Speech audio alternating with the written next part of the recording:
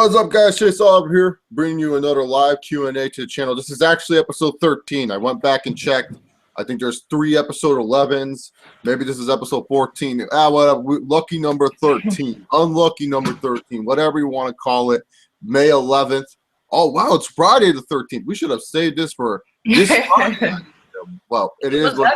Friday was the 13th? God, I haven't been counting. Friday is the 13th because it is the 11th. Then the 12th, and then the 13th on Friday. So Friday the 13th. I don't fuck with Friday the 13th, man. After seeing that movie, no. Yeah, so all you kids and stuff, man, be careful this Friday. You never know what could happen. But anyways, I'm Chase Oliver. With me, as always, is Aisha. Boss No Weston this week. He had a doctor's appointment, so he wasn't able to make out for the Q&A. But I did find a special guest. He will be joining us in the middle of the Q&A. He's out right now, but he said that he will hop on if he can find time. If he doesn't show up, it's all right. We can always use him. He's going to be a surprise, too. So I ain't going to say the name. So I don't even know him, and I try to get out of Chase. Yeah, so I'm trying to keep it a little secret and everything like that and say, yeah. Anyways, time to talk about some questions and answers. You guys can leave your questions at Twitter, at ChaseOliver68. YouTube on the chat on the left. Philip M6 is one of our moderators and stuff like that. So Philip M6, congratulations once again becoming a moderator of the Q&A chat. And yeah, that's pretty much it. So yeah, guys, send in your questions. But before we get into questions, I gotta get some shit off my chest because Chase Oliver likes to do that type of thing. Go ahead. So if you guys don't know, I made a video about Joey Bosa being selected by my San Diego Superchargers. Huge Chargers fan, love my Chargers and everything like that. And it's amazing to me how many keyboard warrior Charger fans are out there and telling me that I don't know shit about the game of football, telling me I'm not a true fan because I'm upset with the pick. And it's funny to me that when I address the facts about Joey Bosa playing in a 3-4 scheme as a defensive end, these people do not respond back. They realize that they lost the battle and they just say their shit. And when I respond to them with the legit facts and legit truth, they don't respond. Look, I'm just saying this right now.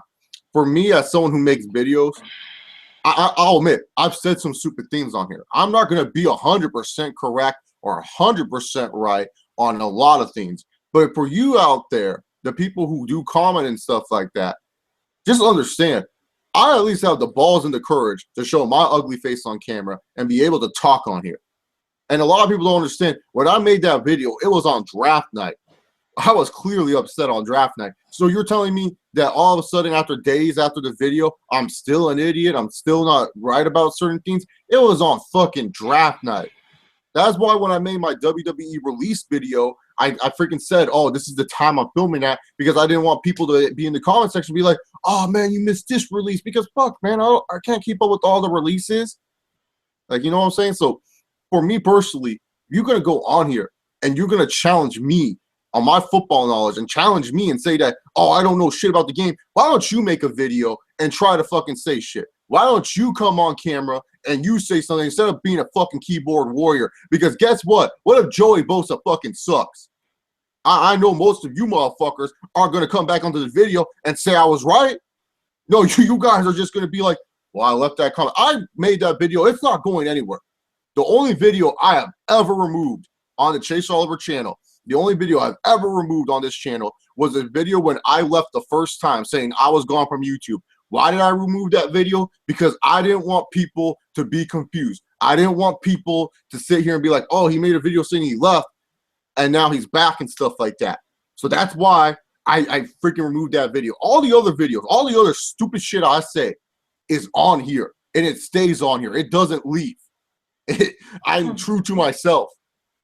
But nah, dude, it amazes me how many dumb Charger fans I ran into, because it's like, oh, you don't like Bosa, how dare you? It's like, I went to the Chargers draft festival. How many of you fuckers went to that draft festival? I just want to know. I went to the Chargers draft festival, and I asked people about the Joey Bosa pick. It was pretty much 50-50. It was a 50-50 thing. So many people had the same concerns that I did about Joey Bosa, saying that, I don't know if he can fit our scheme. I don't know if he's strong enough to beat guards. I don't know this. I don't know that. So when other Charger fans are saying that, how the blue fuck am I wrong in this situation? Yeah, man. Be keyboard warriors. Type all the same fucking shit about Joey Bosa. Praise his dick. Say how great he is. But shit, man. At the end of the day, you know what's up, man. Well said. So, yeah. Well said. Well said. I'm just saying, man. I just don't like when these keyboard warriors come up. You know, people like it's fine to freaking type in the comment section and stuff like that. When people question me and stuff like that, and they don't even have legit reasons why they're questioning me, and then I respond back to them like in this comment section with legit facts, and they don't respond back. It's like, god dang, y'all are either just giving up or y'all just didn't have points to begin with. You guys can easily retract a comment. You can delete a comment anytime. You can't deleting a video. It makes you look like a punk. We already make ourselves look stupid on here, man. So yeah, so that's all I want to say. I just wanted to get that off my chest. Really pissing me off and stuff like that. Anyways, if you guys are watching this, make sure you guys share us on Twitter. Make sure you guys give this video a thumbs up and everything like that. Let's get to some questions now. Nothing in the YouTube chat, so it must be a little slow YouTube day. Okay, Straight Shooter asked, what are your thoughts about Adam Rose being arrested? Good. Domestic violence. He got released from the company. WWE doesn't keep their fucking domestic abuse people like TNA does with Bram. Good. He should be gone from the company. Dude went off the rocker. Was pissed off that he got suspended. Instead of being a man and just freaking sitting there and taking his 60-day suspension, he had to go freaking take it out on others. What a bitch. Just ridiculous. I mean, what was the point of hitting someone when it's your fault? Like, you got suspended. You did something bad. You failed a drug test. So what? You take it like a man. Don't go take your anger on others. So good that he's gone from the company. Learn your lesson. Yeah, that E60 special, man. They made Adam Rose into like one of the biggest baby faces, and now he's like, now it's like, man, that guy's not even in the company anymore. Like, just tells me the guy is fake, basically. Yeah, no, that E60 special freaking made Adam Rose look like he was the coolest, one of the strongest people on the earth, planet Earth, and stuff like that. So, I just thought it was funny. It's a shame. It's a shame. That's another release, and technically, did they really need him? No. What was he gonna do? No, Adam Rose is not a big deal. Losing Adam Rose is nothing. You can find a bunch of Adam Roses in this world. All right. Straight Shooter asked thoughts on ESPN making a 30 for 30 about the XFL. Love it. I love 30 for 30s. I watch almost like every single new one when it comes out on Netflix. I just can never catch the times. They don't promote. ESPN doesn't promote their shit well unless it's like a game or something. If it's like a special or whatever, you literally have to go find out which ESPN is on. Is it on ESPN? Is it a big one, or it's on ESPN2? But I love a lot of 30 for 30s. They do a great job producing them. Sometimes I wish I could get all the people for the interviews and stuff like that, but for the most part, they do a good job trying to tell the narrative and trying to tell the story. And sometimes it makes you feel sad when you watch them, because you watch them and you think, oh, man, dude, this team was going to go far. This guy was going to be something. And it turns out they didn't go far, or something bad happened, and you feel bad at the end of the day. But 30 for 30s do a good job at making the subject or the story feel super big, and making you like love the result or the conclusion, or feel bad for the result and conclusion. Very good storytelling by 30 for 30. Yeah, and it's probably going to be my first 30 for 30 because I never heard about the 30 for 30 stories they do in ESPN. So since I know about the XFL, I really want to know how they're going to tell the story. So yeah, I'm really interested in what they're going to do, and what people are going to be on, because Vince is going to be on? Probably not. But I think you have fun time to film it. Straight Shooter asks, do you think Smarks really know what they want? I mean, they get the person they want, then it gets pushed, and then they complain. Like, honestly, I honestly say this a lot. I feel like wrestling fans don't know what they want, because, like, when WWE does give you consistency, it tends to get boring for a lot of fans. And it's not really the wrestler's fault. It's more of WWE's fault on how they tell the story and how they present the superstar. Because normally it's like you can make someone interesting, but they just can't find a way to write for these guys to keep them interesting for such a long time. And that's the problem. the main problem. Some of it's on the fans. Yes, I do agree. Some of it's on the fans because they get bored a little bit easy, and they always find a new flavor of the month, if you will.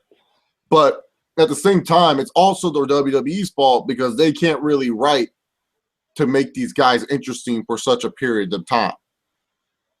Yeah, and the thing is too, a lot of these fans have short attention spans, so you have to play on that. I mean, yeah, some of it is fans' fault, but yeah, like you said, that WWE is literally inconsistent with their booking, and they're not really appeal to their fans, so that's why a lot of fans complain, which is understandably so.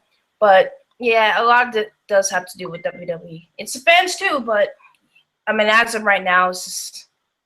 Yeah, WWE. I mean, as of right now, what's going on with Raw, like SmackDown, yeah, I would say their booking is probably decent, but as far as like years past on, yeah, it has not been good. Yeah, so. Yeah, so it's all up on them. We're going to go to some Facebook questions. Joshua White asks, how would you feel about John Cena winning the U.S. title and doing the Open Challenge again? Fuck that. I'm sorry. I do not want to see that again. Because really, to be honest, it just shows that unless the U.S. title is on someone major like a John Cena or someone who has a big name, you don't care about the belt.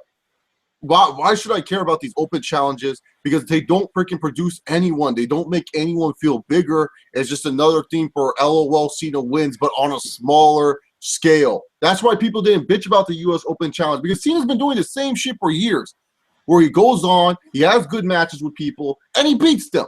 And everyone's like, oh, dude, this is great. He's making the U.S. title feel something again. It's like, yeah, that's the only reason why you guys are not bitching about it. If he was doing this with the WWE title, y'all would be complaining. Yeah. Y'all would be bitching and moaning. Oh, Cena's defending the title every week.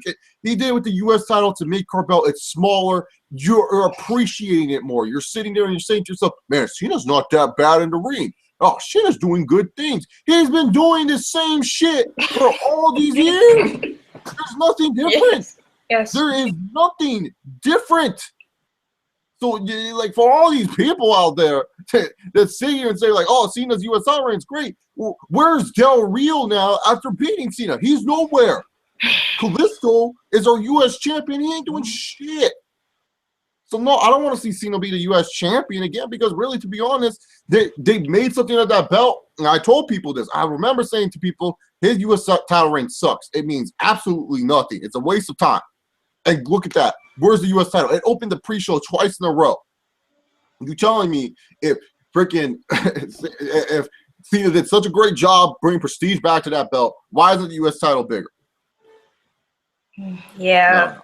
Yeah, I thought about too if Cena come back. I was like, yeah, I would like the U.S. challenges back. But then I thought, is it really worth it having the U.S. challenges when you're gonna have a guy face Cena and then Cena was gonna beat them? Like, it's not gonna really build up anyone. It's just another guy for Cena to put down and stop their momentum. So it really wouldn't make sense to have these U.S. Open challenges, especially what they're doing with their mid card scene, especially with the IC title. Not much the U.S. title, but I like the way they're doing with their mid cards. And so to have seen it back in that role, I wouldn't like that necessarily because it kind of might, like I said, put a lot of guys' momentum down. But it really wouldn't not make sense at all. Yeah, it's just a waste of time. Like people don't understand that. People sit there and say, "Oh no, he's gonna put on great matches and stuff." Man, fuck, he's been doing this for years. Like, how can you guys not see that? Straight Shooter asks, "Do you see potential in Big Cass?" Mid Carter, yeah, but not really a main eventer. He's not that good enough in the ring to really be a main event type of guy. But as a mid Carter, yeah, he has potential as a mid Carter. He can talk. He has somewhat of a look. He's not too boring. So yeah, he has potential to be a good mid Carter for the company. But as a main eventer, nah, not really. That's just too much. That's too much for me to believe. Big Cass is a main eventer. Yeah, he has the size, but not just because the guy has the size doesn't mean he has to be a main eventer. He's not polished like Roman. Like Roman Reigns, he has everything but the mic skills, but he's polished in the ring. Like Roman Reigns, when he does a move, you can believe he hits the move and he hits the move correctly. It's not like Roman Reigns tries to go out there and does stuff he can't do. Big Cass, he works better as like that tag team guy, the tag team muscle, and maybe a good mid card guy down the road, but not really a guy that I would push to the main event unless he somehow miles away improves in the ring. God damn it! I mean, Big Cass, I can probably see him do a one-off in the main event. Like you said, I'd probably see like a upper mid-carder type of guy. I mean, his in-ring skills, yeah, it needs a little bit work, but he's more like a hot tagger. Like he's only like good, especially seeing what on Monday. It's like, well, he didn't really wrestle on Monday, but seeing the potential he has in the main event, I don't really see it. So just stick him in like the upper mid-carder like scene, and he'll do fine there. And he has the charisma mic skills too, so he'll be fine. Yeah. Jordan Z asked, what do you think about the UFC buyout rumors? So if you guys don't know, there's talks about the UFC being bought out for like billions of dollars. Yeah, I think they cleared that up. Two billions. Dana White said he would leave the UFC if it got bought out and everything like that. So I think it's just a rumor. He said it's a rumor. He said it's not true. But a lot of times when Dana says it's just a rumor, sometimes it turns out to be true. So we'll have to wait and see. We have to wait and see on that one. All right. Straight Shooter asked, favorite 30 for 30 documentary. Mine was Reggie Miller versus the Knicks, Winning Time, since I'm a fan of Reggie Miller. My favorite documentary would either be 30 for 30 Broke, talking about athletes when they get paid and how much they actually just become broke-ass people. Like, people think, oh, man, these athletes, I don't understand why they get paid so much. When you watch this documentary, you're going to sit there and say to yourself, holy crap, man, this is really sad, actually, how much they're making and how much they waste. This is why these athletes need all this money, because some of these people are not smart. A lot of these athletes are not smart. They're good at the sport. They're smart at the sport, but they're just not smart people in general. So it's just like, it's really sad when you watch the documentary. And then my other favorite 30 for 30 would be Trojan War with the USC. The reason why I like that one is just because the USC scandal is just one of the most controversial things. I'm glad they got Pete Carroll for that one, and Pete Carroll did a great job politicking, so he wanted to answer certain questions. But I love 30 for 30 Trojan War. Really good stuff. Because I live in California, so SC, always like a big thing around me and stuff like that. So just seeing that story being told was really, really cool for me. Joshua White asked, do the Bob Villains deserve the title match, or should they have a rematch versus Enzo and Cass once Enzo is better? When it comes to concussions, it takes a while to recover from those, especially when it comes to WWE standards of things. I don't know how many concussions Enzo Amore has suffered throughout his career, but they may be doing impact tests and everything. But no, Vaudevillains deserved a shot against New Days. I thought they were going to beat Enzo Amore and Big Cass anyways, because WWE wouldn't do Enzo and Cass versus New Day right away. I don't think. You got one of your two hottest tag teams, and you're gonna let them face. Like, nah, you want to save that for later. But yeah, at Payback, I saw the Vaudevillains win, and due to the unfortunate events that happened to Enzo, I mean, you got to give it to the next side. I think that was his plan, but it worked out perfectly because you have what's his name with the mustache? I can't remember his name. With Aiden English. Oh, Simon Gotch. He's saying that he injured Enzo. So there, you got a storyline. So when Enzo and Cass come back together, you got your storyline right there. So it's worked out perfectly. But yeah, they deserve it. Yeah, they're okay. Straight Shooter asks, how come in every I Quit match against Cena, none of his opponents ever thought to hurt a fan so that Cena is forced to quit? That's a great question. Because these wrestlers are stupid. They're not smart. They're not booked to be smart. Like, you would think that would be like the greatest scene. Like, Miz is about to go whack a Make-A-Wish kid with the chair, and everyone's gonna be like, oh, no, that's bad. You can't do it. It's fucking wrestling, dude. You can do whatever you want. Like, shit. You can make it compelling and everything, man. You go after the children, Cena should say, I quit. But nah, these wrestlers are stupid. That's why. They don't think. They don't think with their brain. Yeah. They just think with brawn. They make these people look stupid. Make-A-Wish, and you can't just hit one shot like this. You should have, guys. So we got some breaking news. Jordan Z asked a question, but this is actually not really breaking news, but the news dropped. So WWE is having another live special. This one actually looks good, though. It's in Hawaii. Oh, yeah. They're calling it Bash at the Beach. And, oh, my God, this card already looks fucking great. It does. So he asked me, how do I feel about Cena versus Shinsuke Nakamura? John Cena is going to wrestle Shinsuke Nakamura in Kevin Owens versus Brock. Oh, my God. I'm sold. The fuck are you, WWE? Why are you giving us SummerSlam matches at Bash at the Beach? You fucking asshole. What are you doing? Is there more matches announced, or is that it? Is that so far the only matches announced? They can just have those 2 matches on the card, and I'm good. No, but are there more matches announced? I mean, I don't know, but apparently this showed from like a local television in some in Hawaii. So, but fuck, Cena and Nakamura. How the hell we never thought we were gonna see that. And Yeah, so this event's going down on June 29th, 2016. I actually, fingers crossed, no one gets injured. I actually want to see Bash at the Beach 2016.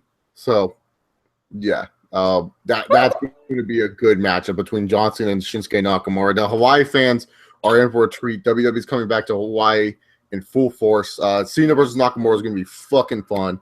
Owens versus Lesnar. Have my reserves on this one. Have my reserves for sure. I'm really intrigued about this match. Because you have Owens, the fat dude. What is he going to do? And Brock Lesnar being the beast that he is. I really want to know how they're going to play up on one another. I don't know, man. Like, that's the thing. I have my reserves because I feel like Kevin Owens is just going to get buried by Suplex City. But other than that, if you guys know what else is on this Hawaii card, please leave it in the chat or tweet me it because I'm very interested. But just Cena versus Nakamura alone, like, the fuck, man? Like, that's big already, man. Cena versus Nakamura in Hawaii. Bash at the Beach 2016, man. That card on paper already looks good. And like I said, Cena puts on good matches. You know, that's not the problem with Cena. We know Cena can work. We know Cena can go in the ring. The problem is his character. His character sucks. That's the only problem with John Cena. Dude's good at everywhere else except for fucking being a character.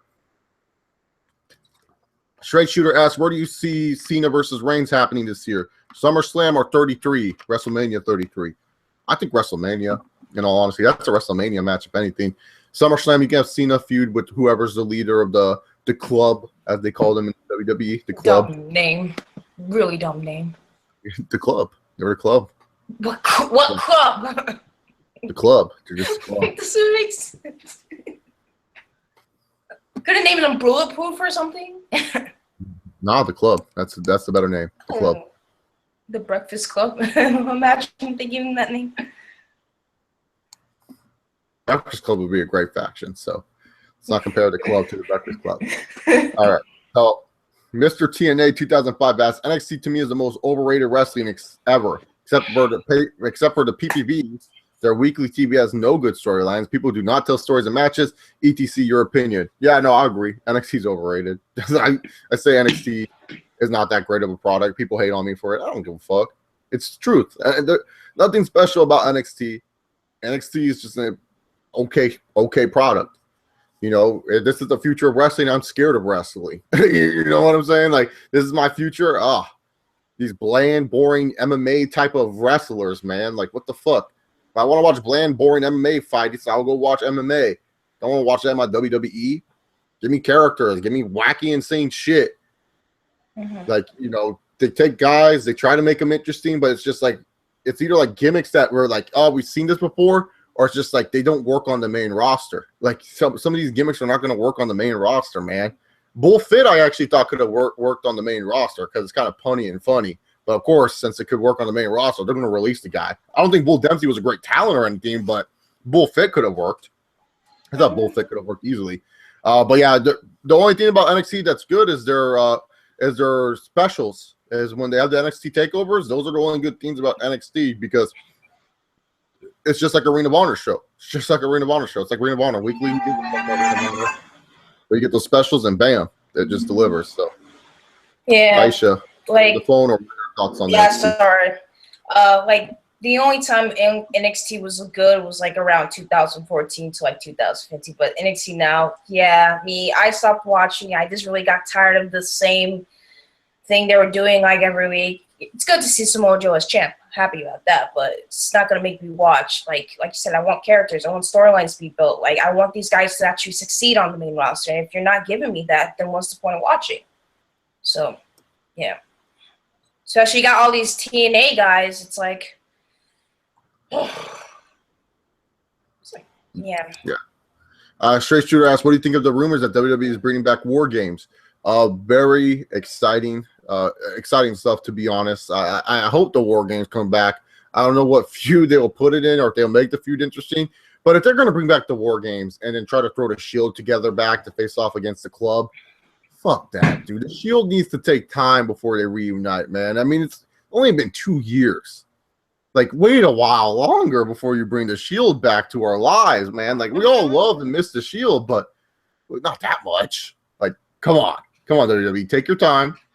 I just don't know what storyline or what interesting wrestlers you can put to make you care that there's a War Games match. The thing about War Games, you have to give it a storyline to care about. Just because War Games is happening doesn't mean it's great. Like, you know, it's like, oh, just because a Hell in a Cell match is between Randy Orton and Sheamus, does that mean it's going to be a great match just because they're inside a Hell in a Cell? No, it could suck. You know, not every match just because they're in a special stipulation will become great unless it's a clusterfuck type of ladder match. Because then there's a bunch of different spots. There's a bunch of wrestlers that they can feed off of each other. But when it comes to like matches like War Games and stuff like that, they're better told when they have a great story behind it.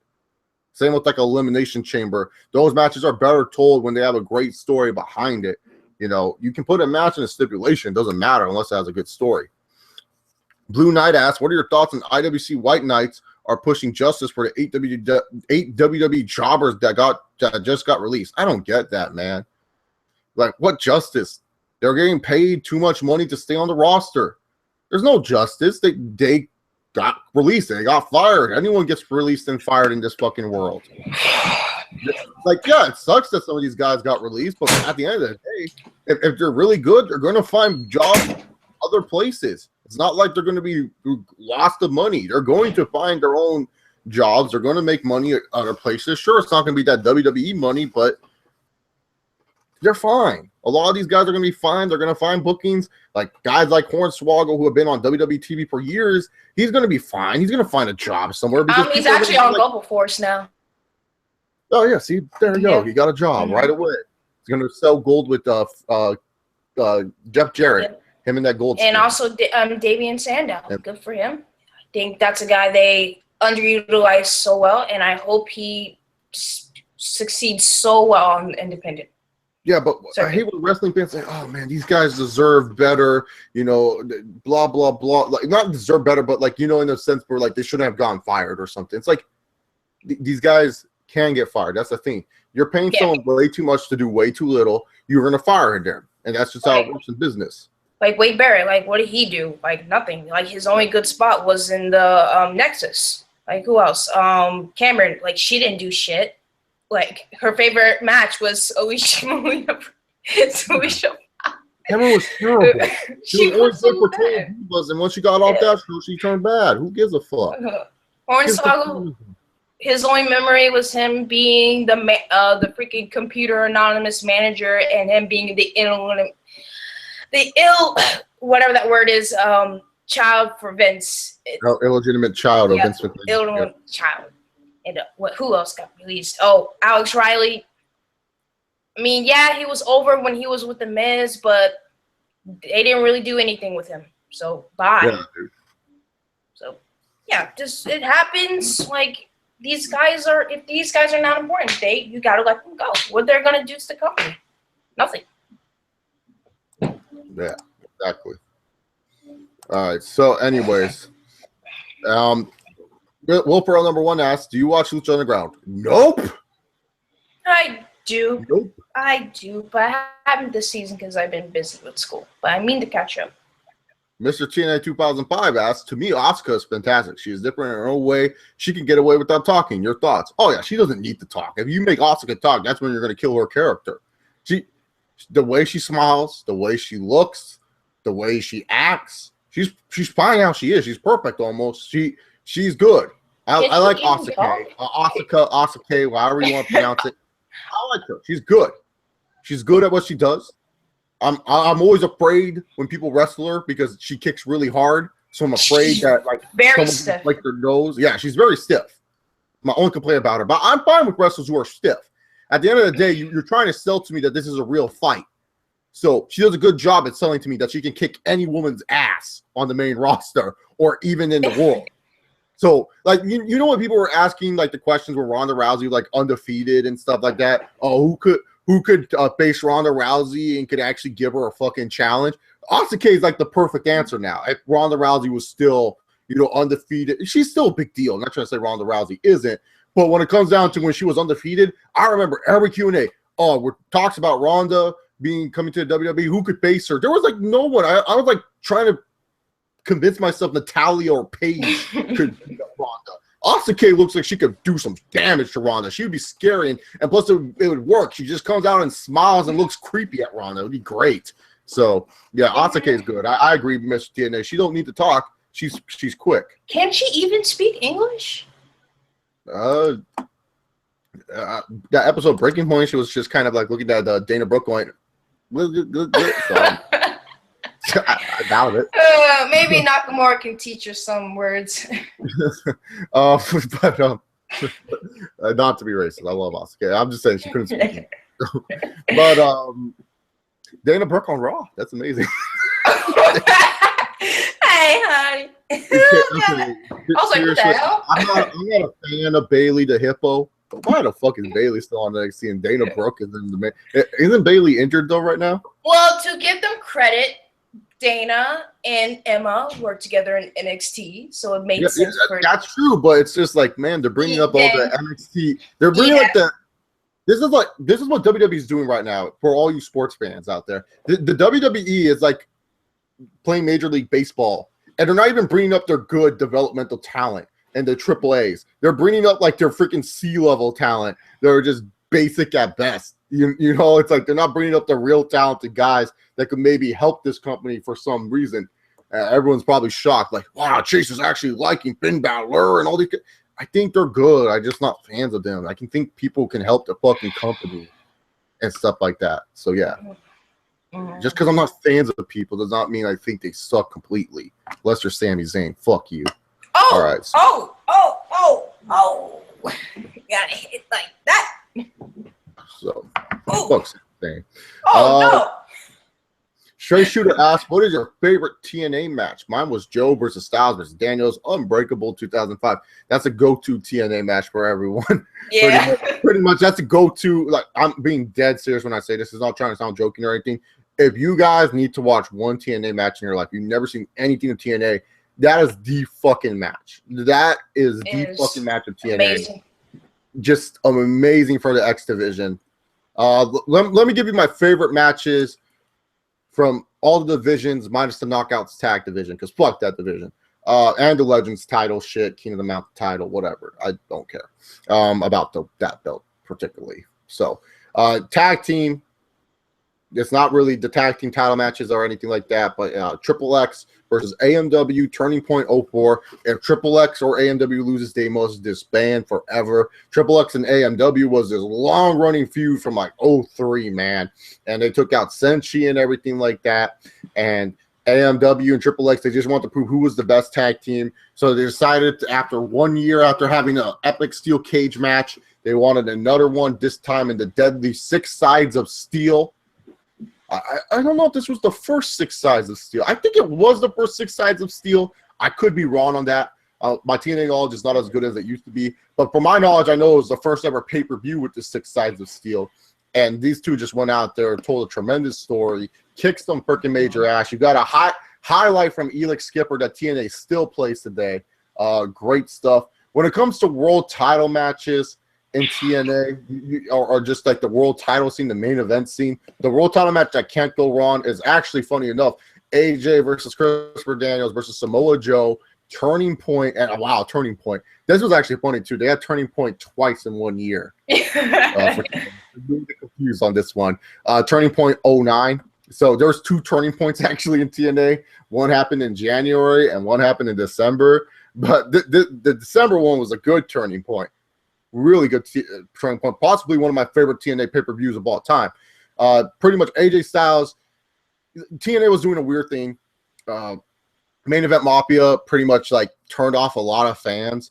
And a lot of people were just like turned off by TNA at this point. Like it just wasn't going good.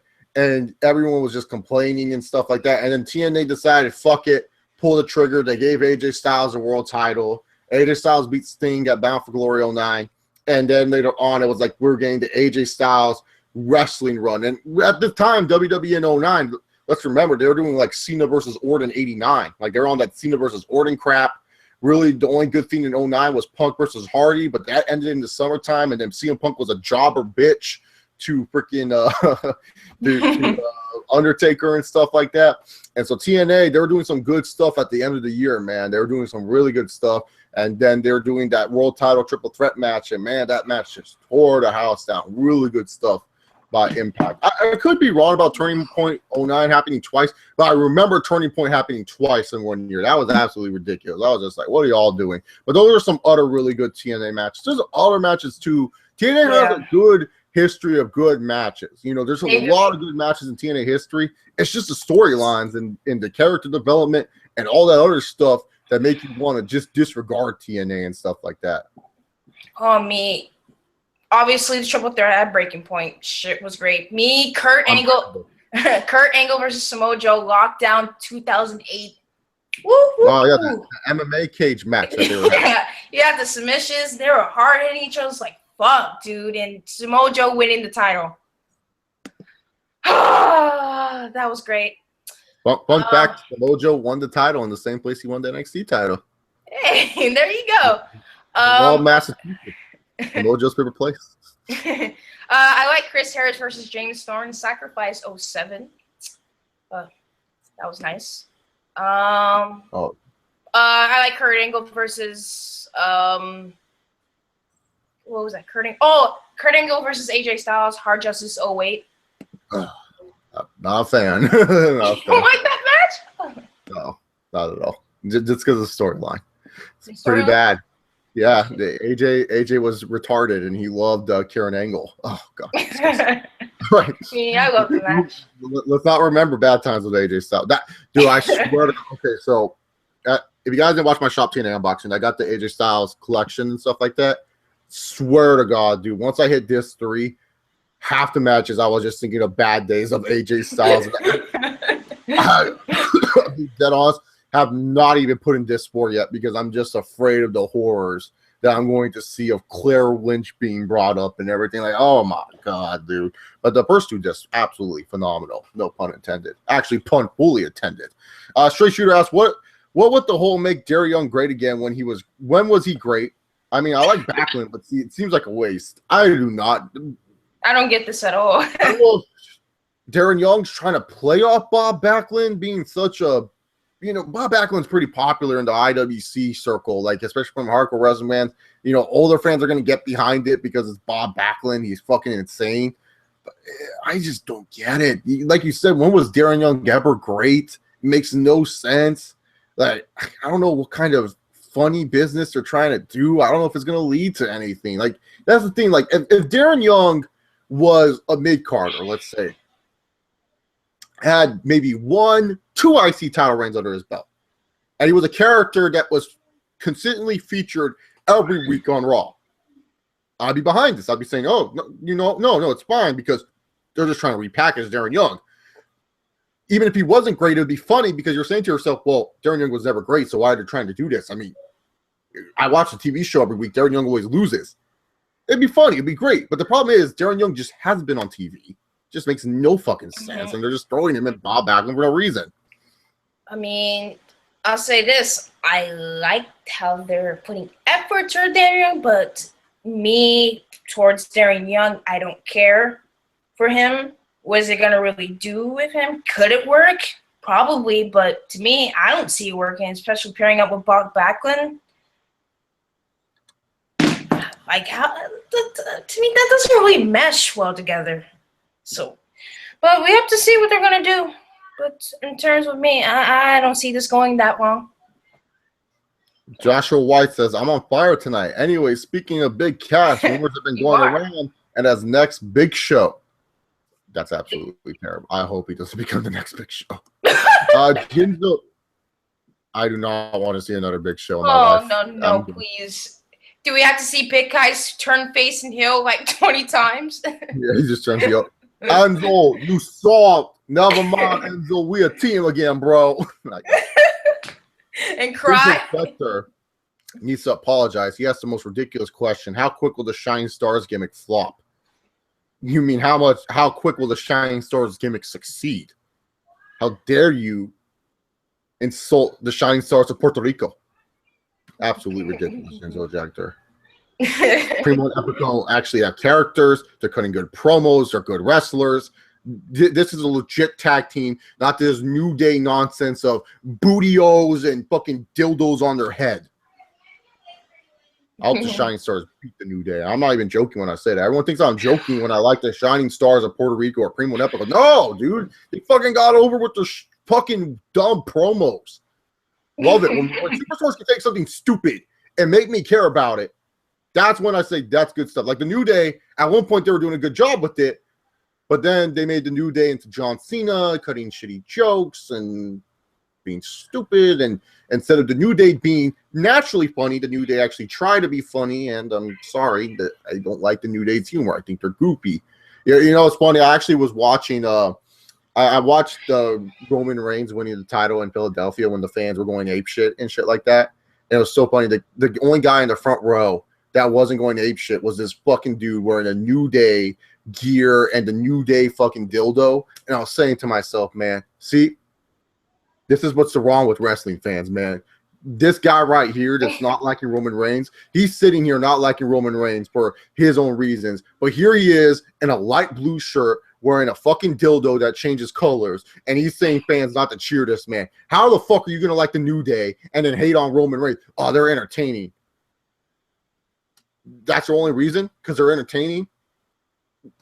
Get the fuck out of here, man. I'm sorry. I'm just being dead honest when I come on that, man. It's just so stupid. Giant Stars are going to do great. Trust me, Jinzel. Trust me on this, Jinzel Jector. They're going to be great. And if they bring Carlito in? Huh? And if they bring Carlito? Oh, Carlito, yes. Pretty being cool. Mr. TNA 2005 asked, what do you think of the CBS Survivor? Oh, I love Survivor. Huge fan of the show. This is how I go with Survivor. You know, if shit doesn't go down at the merge, then I kind of stop watching the season. I'm sorry. The merge is the most important part of the season. That's where you get to see the real players play. I've been actually trying to get on Survivor. So I actually want to do a season of Survivor. Yeah, dude. I want to see if I can fucking survive. It's a cool show. It's funny. So, yeah. Seems cool. Maybe one day I can do Survivor if I'm fit enough. I guess. Yeah, so. Straight shooter. Oh, wait. First off, we got to talk to our girl, Double A Star. Double A Star said, all right, let's get this straight. Aisha, why you lose to Chase on FIFA? Hold up. Time out. Before you talk, Aisha, before you talk, sit there and be quiet so that way the fans can listen. So, if you guys do not know, last couple weeks in the Q&A, I challenged Aisha to FIFA and I said I was going to kick her ass. And Aisha and Weston were dogging me, saying, oh, Chase, you're going to get your ass kicked. Everyone was dogging me. Double A Star was. Everyone saying, Chase, you're going to lose to Aisha and everything like that. Everyone was saying I was going to lose to Aisha. And guess what happened? Guess what happened? I kicked Aisha's ass in FIFA. So our first game went to a draw. We went to a draw, right? I was playing as fucking Norwich, and Aisha was some good team. Then we did Man United and Chelsea, and Aisha was winning 2-0 against 1-0, no 2-0 against me, and I came back and got her 3-2, and she had a free penalty kick too, people. She got a free penalty kick, and I came back, and then afterwards, Aisha couldn't believe she lost to me. So we decided, you know what? We're gonna have one more game. So we have one more game. And she was this goal right here was saying, I'm gonna 3-0 you, Chase. I'm gonna 3-0 you. Yeah, I was going easy on you. Now I'm gonna 3-0 you. I'm gonna 3-0 you. I 4-0 her. I 4-0 her, stunk her, and she just all like is sitting there like pissed off. Can't believe she's getting her ass kicked. I had this one little dude freaking doing everything for me. 4-0 her, and then later on she gets one goal, and then I score two more goals afterwards. I beat Aisha in FIFA. Maybe we will rematch today. Maybe not. Who knows? But Aisha, guys, he cheated. No, I beat you. You did cheat. You cheated. You cheated. I beat you 6-1. The scoreboard don't lie. I beat you 6-1. No. Who are you gonna believe, guys? Him or me? This girl right here. Who are you gonna believe? There's nothing to believe. I beat you 6-1. There's nothing to believe. Guys, look at this old man right here trying to plead his case. Old man, I'm only 23. How dare you say old man? Respectful punk right here. Sitting here saying she beat me. Let's pull out the tweets and the picture so that way people don't think I'm lying or something. No. Because I did beat her. I did beat her. She don't want to admit it and stuff like that. But I did beat her. I destroyed her. I'm honest. Okay, so unfair. He's a cheater, and I didn't want my rematch. You guys are making fun of me saying I didn't know soccer and anything. I won. I don't know what he did in the game. I've been getting fouled and everything, and he just works. Well, I was getting fouled the first game. Okay, so here we're gonna screen share now. Twitter, if you guys can see, this is the this is the game. This is our third game. Look at this. I'm Smiles for everyone. This is Aisha attack right here. Look at the score. Juventus was 6. Real Madrid won. She was playing as the best player, one of the best teams. I was playing as Juventus, who had a bunch of young bums, and I won 6-1 against this girl.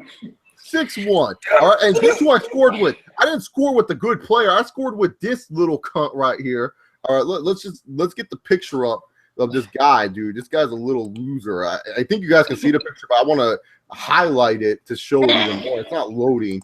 But I scored with this guy right here, Alvaro Morta, and guess what? He had 4 goals. This is the Chelsea-Manchester United game. I beat her 3-2. So there you go. Yeah, I beat her. Aisha can't admit it. You know what? But okay, you beat me. You beat me. So what? Have your bragging rights. I don't care. I got the best of me. Hey, I had my ego went out the way. Okay, but I will beat your ass again. I will. I was on my aim game last. Hey, I've been stressed out. SATs were going through that week and everything, and a lot was on my mind. Look at the excuses from this girl. So much excuses. What excuse? I just told you. I just plead my case saying how I was a loser. You're a winner. But hey, next game you will get your ass kicked. You will, guys. I let him win. There you go. You let me win.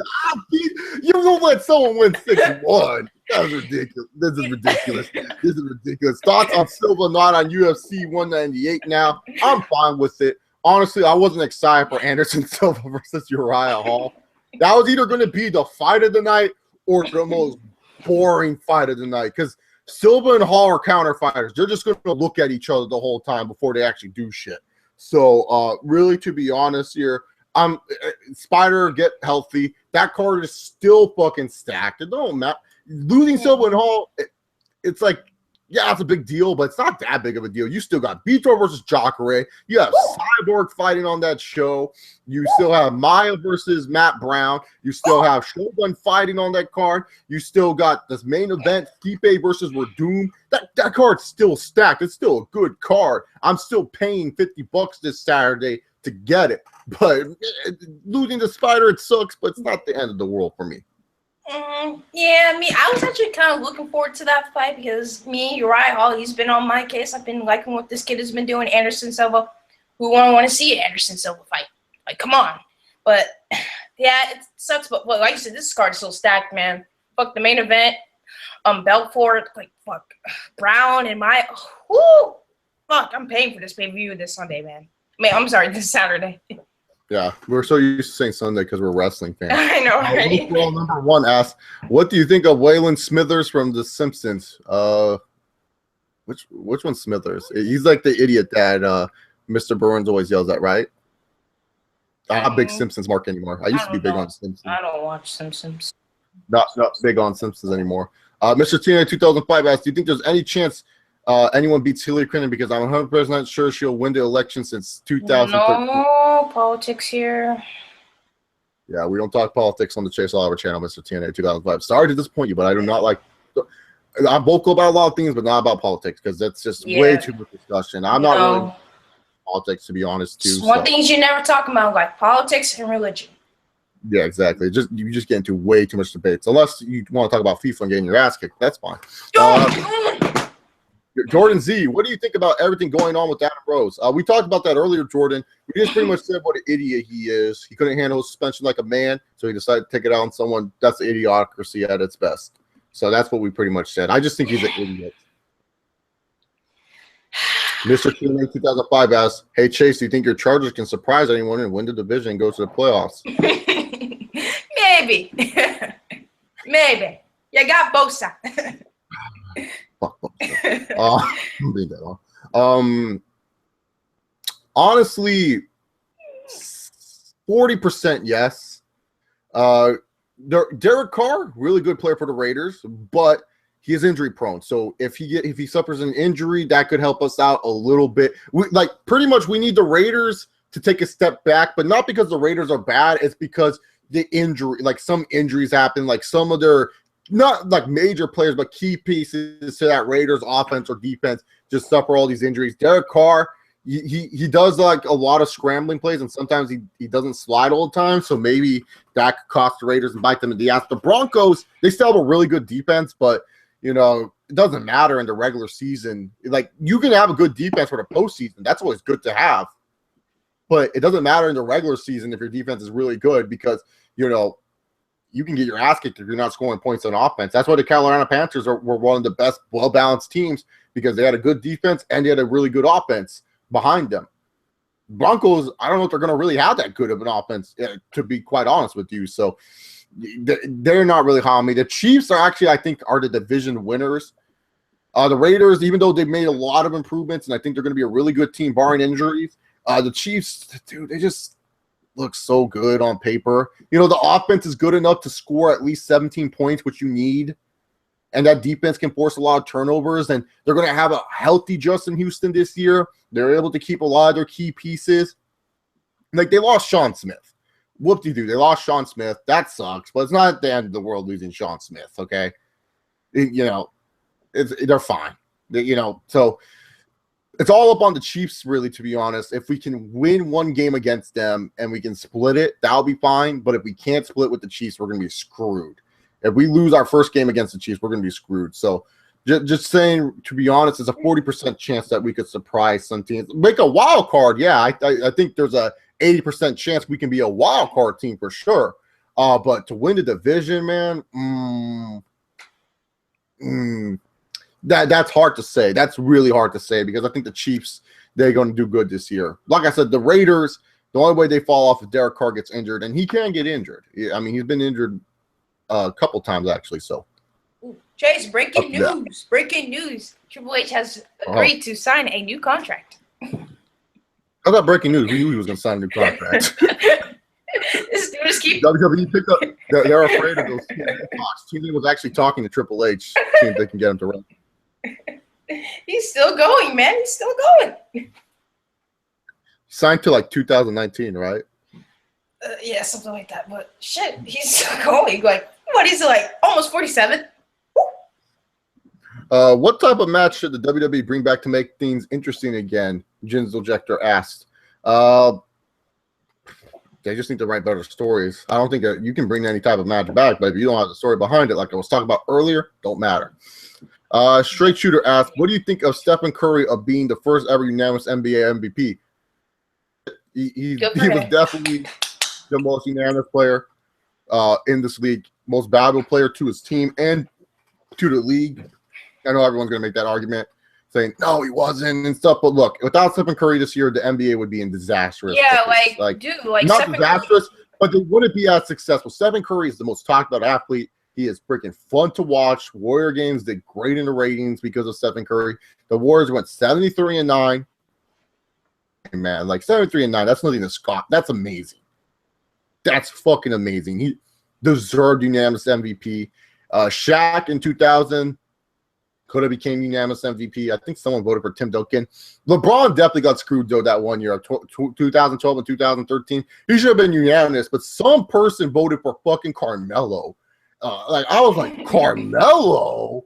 Someone voted for Carmelo Anthony to be MVP. Like 120 writers gave LeBron James all first place votes. But this one fucker decided to give Carmelo a first place vote. I was like, Carmelo, fuck. Yeah, no, but he deserved it this year. Like, please tell me a player who was better than Stephen Curry. You can't. I know everyone's gonna be like, well, MVP is the most valuable to the team. Yeah, but that's also valuable. And to I know, I know a lot of people keep hearing about Stephen Curry and are actually watching basketball because of him. That's how good he is. Like he's probably the face of NBA right now. Like look at Game 4 against Portland. Without Stephen Curry, the Warriors are not winning that game. The Warriors are not winning that game without Stephen Curry on that court. And when he came back, that series would be tied 2-2, and we'd be afraid for the Warriors going forward. No, now, tonight, when the Warriors are playing the Blazers on their home court, we're saying the Blazers are fucking done. Without Steph Curry, the Warriors don't function. Klay Thompson, good player. Draymond Green, good player. They're good players. But without Stephen Curry, like a team of Klay Thompson, Draymond Green will get you in the playoffs. It will get you a 4 seed at best. But without Stephen Curry, you're not going 7-3-9. You are not having the success you are having. You would be struggling against all these fucking teams. Stephen Curry is a key piece. And for all these people that want to compare him and LeBron and records and games played and all that other stuff, people forget the Warriors were bad at one point until this man showed up. Once this man finally got his shit together, he is one of the best players in the league. So all these people out there that say he doesn't deserve it is absolutely ridiculous. He led a bunch of statistical categories in the NBA. Points per game. He led steals per game. I think he led something else in the league. He had one of the highest PERs ever. He did only something that one other player has ever done in their lives, named Michael Jordan. He was part of the 50-90-40 club, which means 50% shooting from the field, 90% shooting from the free throw line, and 40% from three. One of the best true shooters in the game. And he averaged 5 threes a game. No one has ever done that in the league where they've averaged 5 threes a game. And he shoots around 40% on that. That's fucking amazing. If not more, I think he's a 44% shooter this year. That's amazing. 5 threes a game. That's 15 points. That's 15 freaking points that you're giving to your team. That's a lot. I'm just saying, like, for all these people that think, saying, like, LeBron should have deserved it. Sure, yeah, LeBron did good for the Cavs this year, but Stephen Curry was phenomenal. Phenomenal for the Warriors. If Stephen Curry keeps this up for years come in, you might as well compare him to Jordan. Might as well. Yeah, he's great. He's great. You know, I'll say this: if you're telling me, Chase, who do you want to build your team around for today, for like years to come? Oh yeah, I'm going to choose LeBron because LeBron's a physical specimen that only comes once in a lifetime. I'm not going to choose Stephen Curry because he's a jump shooter. There's going to be times where he's going to fall off. But for all these people that say Stephen Curry does not deserve unanimous MVP, absolutely ridiculous. Straight Shooter asks, should I make a parody of all the YouTube wrestling channels being the board meeting with Mr. McMahon as myself? Go for it, Straight Shooter. That actually sounds entertaining. Actually, might go over have, like, too. the Lex Man. Make sure you have the Lex Man claim for all the like vanilla midgets to win everything. That'd be great. OTR Central, you have him like bury everyone in the room at the end. That'd be great. Straight Shooter asks, what do you think of WCW World War III match? Good little Royal Rumble. Nothing really too special though. Yeah, it was fine. It was fine. Double A Start thoughts on Alvarez versus Triple G Ganny Galafagin. Yes, please. I want to see that. Alvarez seems like he's down for it. Sal Canelo Alvarez. So he knocked the fuck out of Amir Khan. Bam!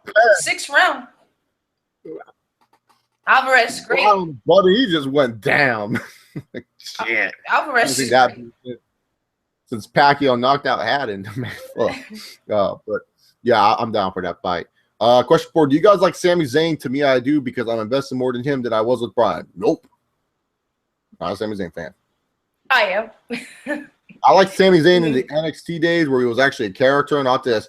I'm happy to be here. Like me, guys. I'm gonna dance out to this blood feud. Fuck that guy. Straight Shooter asks, do you think Axel and Dallas should form a tag team called Perfect Believing with Chase Bolivar as their manager? I don't know if Chase Bolivar is like Curtis Axel fan. I gotta ask him on that one, but that would be great. Chase Bolivar would get airtime. He'd be happy. I don't know. Everyone would think it's just me out there, but I'll be making the post-Raw rundown with Connor. Everyone's gonna be like, "Oh shit, it's not really Chase. Look, Man, I miss Chase Bolivar. Where is he? He's at Stanford. He's freaking finishing up his goddamn degree. What? In what degree? I don't know. Psychology, political science. I don't know what he's taking. For all we know, it could be something stupid. Well, tell him to get his ass back here. I miss him. It's almost done. I think he's graduating this year. I'm not sure. Oh. I don't keep much. Or I'm still here. Last time he made an appearance, he came back for winter break to talk about the Royal Rumble. Last time I heard about the idiot. Okay. Straight Shooter asked, if Kurt Angle ever came back to WWE, how loud of a "you suck" chant would there be when he makes his return? I think the fans would pop and forget to do the "you suck" chant, to be honest. Yeah, basically. Oh man, dude. They would just forget about it. Mr. TNA 2005 asked, TNA may have problems like they do at this moment, but to me, the feud in wrestling now is Mike Bennett versus EC3. Did you see it until now? What is your opinion? Nope.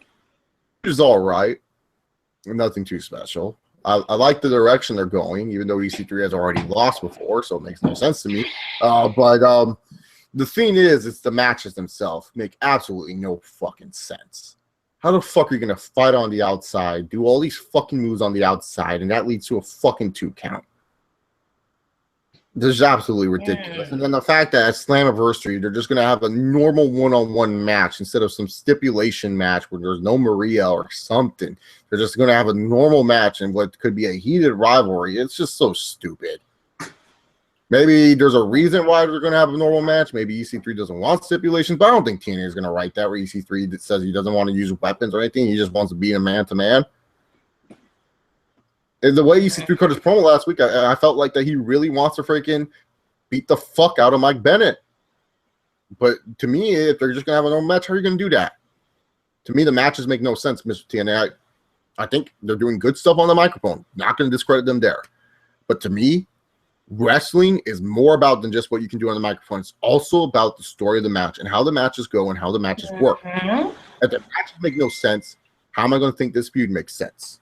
Just to me, at least. Yeah, I haven't really seen what they've been doing, but if you said they're doing good for TNA. It's fine. It's nothing mind blowing and stuff like that. Like it's nothing that's gonna blow you away and everything like that. But it's fine, you know. I'm not trying to say that it's like terrible. Microphone. If you watch your microphone segments, you would think, oh man, these guys are killing it. But it's just the matches. It's the matches that are the problem. Yeah. Like some of the stuff they do don't make sense. Yeah, the match doesn't coincide with the story they're telling. Yeah, exactly. Yeah. All right, so just wanted to say we're adding Weston now to the Q&A. Weston. Oh, Weston. Hey, he came. He came back early, so Weston's coming into the Nice. Q&A. Special guest got called into work, so maybe we'll get the special guest a little bit later. Future for the Q&A. Who is a special guest? You guys will have to wait and see until the next Q&A. All right. Neil Spades Ace asks, favorite soda? Coke Zero. Sprite. No, wait. Ginger ale. Mr. Teenage 2005 asks, what do you hate most from the people? No patience by people. Arrogance. Yeah. Arrogance. So yeah, there you go. There you go. For Aisha, drop some people knowledge. What do you think of today's people lack from yesterday's people? P.S. Not the video game. If it's a video game, she can't drop any knowledge for you guys. She got her ass kicked. Shut up. Wait, repeat that again, because I couldn't bear what Chase. Wait, repeat that. Drop some knowledge on FIFA for today's people, how it's different from yesterday's people. I would say today's FIFA, yeah, it's a lot more modern. They added a lot of new things, especially the rules. You can see that a lot of guys are paid more, a lot of stars are built. Days to like back in the olden days where, yeah, it was just regular. I mean, yeah, soccer was big, but it's not as big as it is now. I mean, you had stars like Pele, Maradona, like all those people, but they were just it. But now you have like Ronaldo, Neymar, and like Messi and like all these big players, and yeah, it's like more global now. They're actually making a lot more money than they used to do back in the old days. So yeah, I think FIFA's a lot, especially the football. Yeah, don't get me wrong, football back in the day was great to watch, like especially European soccer. But imagine I would say football is a lot more pretty and like beautiful to watch, and you get a lot more emotionally invested in a lot of these matches, and then back in the day. So yeah, I yes. Years back, yes, it was great, but nothing compares what's been happening as the modern day. So, yeah. Dan Man asked, is the use of drugs still prominent in WWE via microdosing? It could be. That's a good question there, Dan Man, because, you know, these wrestlers travel a lot. It's surprising that their bodies are so fucking ripped all the time, because wrestling's not really a sport where you're just, like, lifting a lot of things. So, yeah, they could be still popping some of the illegal stuff, but just in small doses. It's possible. I'm not denying that. You know, when people say wrestlers juice, I say, yeah, they could juice, but probably not as much. You know, athletes have to use whatever it takes to get ahead. Any athlete that tells you they want to take a team to get ahead, they're fucking fooling themselves. They're fucking fooling themselves. For Chase, who do you hate more, the Chiefs, Raiders, or Broncos? Fuck the Raiders. Chiefs, their fans seem pretty chill when I talk to them, so they don't seem like dicks or anything like that. Broncos, a lot of cool fans. You know, they seem respectful people and stuff like that. Don't really have a problem with Broncos and stuff like that. But the Raiders, fuck them, dude. Their fans are assholes. So yeah, I hate all of them equally, but the Raiders probably a little bit more than anyone else. What's up, Weston? How are you, man? Hey. I'm good, man. Just got back home from the doctors, which is why I'm late. Yep. Alrighty then. Double A Star asks, do you guys buy this whole new era? Nope. No, I don't. I made a whole video on that, so you can go check out that video for my full thoughts. But Aisha, do you buy in the new era of the WWF? No. Like they're gonna put this out, the new era with all this stuff. Yeah, what we're watching, yeah, it's great, it's good, it's new, but at the end of the day, they're gonna go back to the bullshit that they were doing years ago, and especially with Orton and Cena and Rollins and all those guys coming back. Is it really a new era if John Cena's coming back and Randy Orton coming back? Really? Is it really a new era? Because you have Cena, he's gonna do his same shit he's been doing, and Randy Orton just being Randy Orton and be like, So is it really a new era? Really? Wait. All I gotta say is, what new era? New era, guys. What's the new era? Like, new era, okay. Doesn't make sense. Guys, new era. They're giving us new wrestlers that we all like, right? Yeah, but at the end of the day, it's gonna go to shit. I know. Yes, what they're doing right now with their talent, it's great. Yes, I like how these guys are being featured on the main roster, but I see it going down. I see it. But they can prove me wrong, but once you got those guys back from being injured, it's still gonna be the same. Especially when we go to the fall, right? Yeah, that's gonna be fun when we get to go to the fall. Yeah, right. Question 6. What are y'all guys' best moments on the Q&A? Too many to tell. So 2 weeks ago was a great moment where Aisha called the Miz awful, and she was like terrible with the words. We just buried her there. That was great. No, it wasn't. The forgotten Q&A number 10 that we had to remove because Michael Cole entering as Triple H got flagged. Or we reacted to stuff. That's when people say, Chase, do reaction videos. That's why I don't do reaction videos, because some of these videos get flagged and shit like that, and you get in trouble. Yeah. Like, that's why I don't really do reactions and stuff. But, you know, that was fun. We were doing some crazy ass shit there. So we were trying to do some fun stuff. There's a lot of good stuff in the Q&A. It's just hard. I have to go back and watch them, but they're all like 2-hour videos, so I'm not gonna go back. Y'all would say 2 weeks ago was probably the best one we did yet.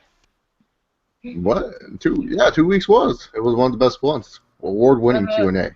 Award-winning Q&A. Award-winning live. The third Q&A number 11 on the Chase Oliver channel because Chase lost count because he's illegal. You can't count. We skipped Q&A number 12, guys. It's number 13. I don't think the numbers matter all that much.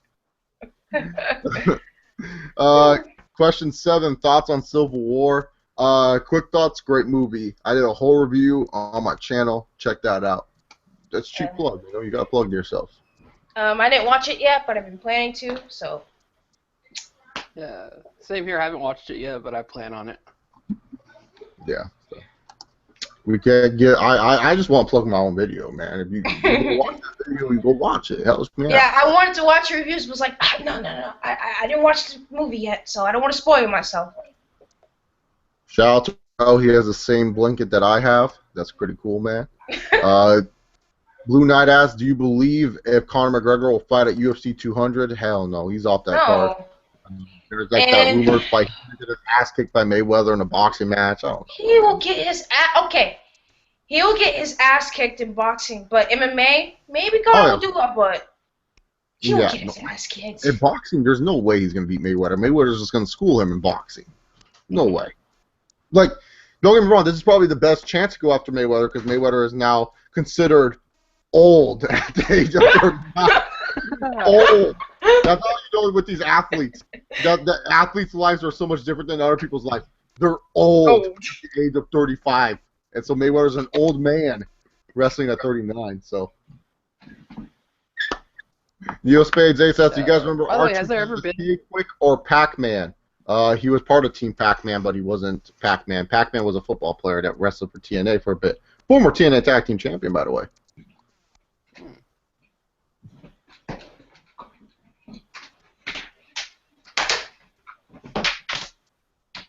Any thoughts on R-Truth?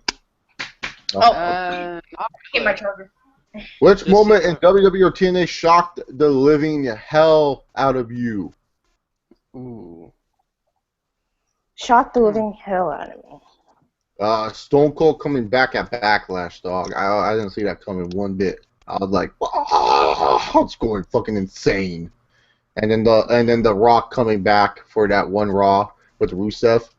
It was like, oh, that was great. Sting actually walking down a WWE ramp shocked the fuck out of me. Yeah. TNA 10-10-10. I'm being dead serious. 10-10-10 shocked the fuck out of me. I thought Mr. Anderson or Kurt Angle turned heel. Once Jeff Hardy turned heel, I was like, the fuck is this shit? I couldn't believe it. Oh, and Jeff Hardy coming out high. I couldn't believe that they let that. Like it's funny when you watch it back, but swear to God, man, when watching that live, when I heard Jeff Hardy's music, I'm like, he's not really wrestling, isn't he? Because there was the reports. The reports were saying Jeff Hardy passed out backstage and everything like that. He was fucking under the influence, and then I couldn't believe when he was coming out and he was just fucked up. Poor Sting, right? Sting had to carry the match. Yes, poor Sting. What moment shocked you, Weston?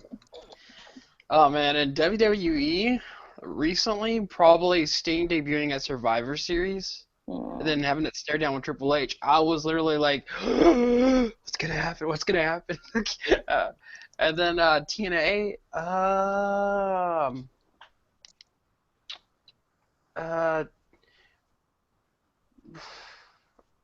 don't know. Maybe. Damn, I don't know. It's hard to think of TNA moments that really made me go. Oh yeah, Shane shocked the fuck out of me too when Shane came. Oh yeah. Like I'm being dead serious. When Shane's music hit, I blacked out for a minute, saying no way. And then when I saw this dumbass dancing and shit, I was like, oh my goodness. Me, okay, don't laugh.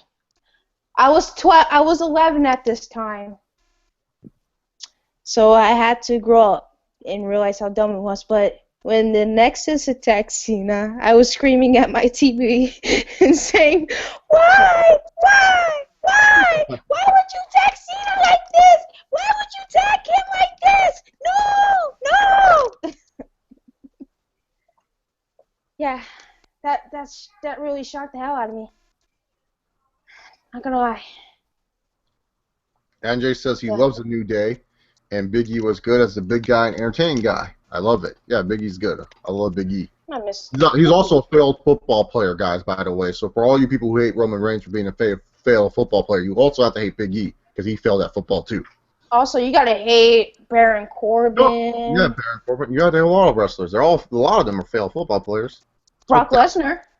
Yeah, Brock Lesnar. He's a failed football player. You all love him. Makes no sense. Blue Knight. Now that the NFL is slowly approaching, do you feel that WWE should not try too hard to compete with the NFL with cringy storylines like last year? Blue Knight, our biggest spear is not the NFL this year. Our biggest spear is Linda's Senate campaign. You gotta understand, Blue Knight, this is the year! No. No. The NFL is not what to worry about.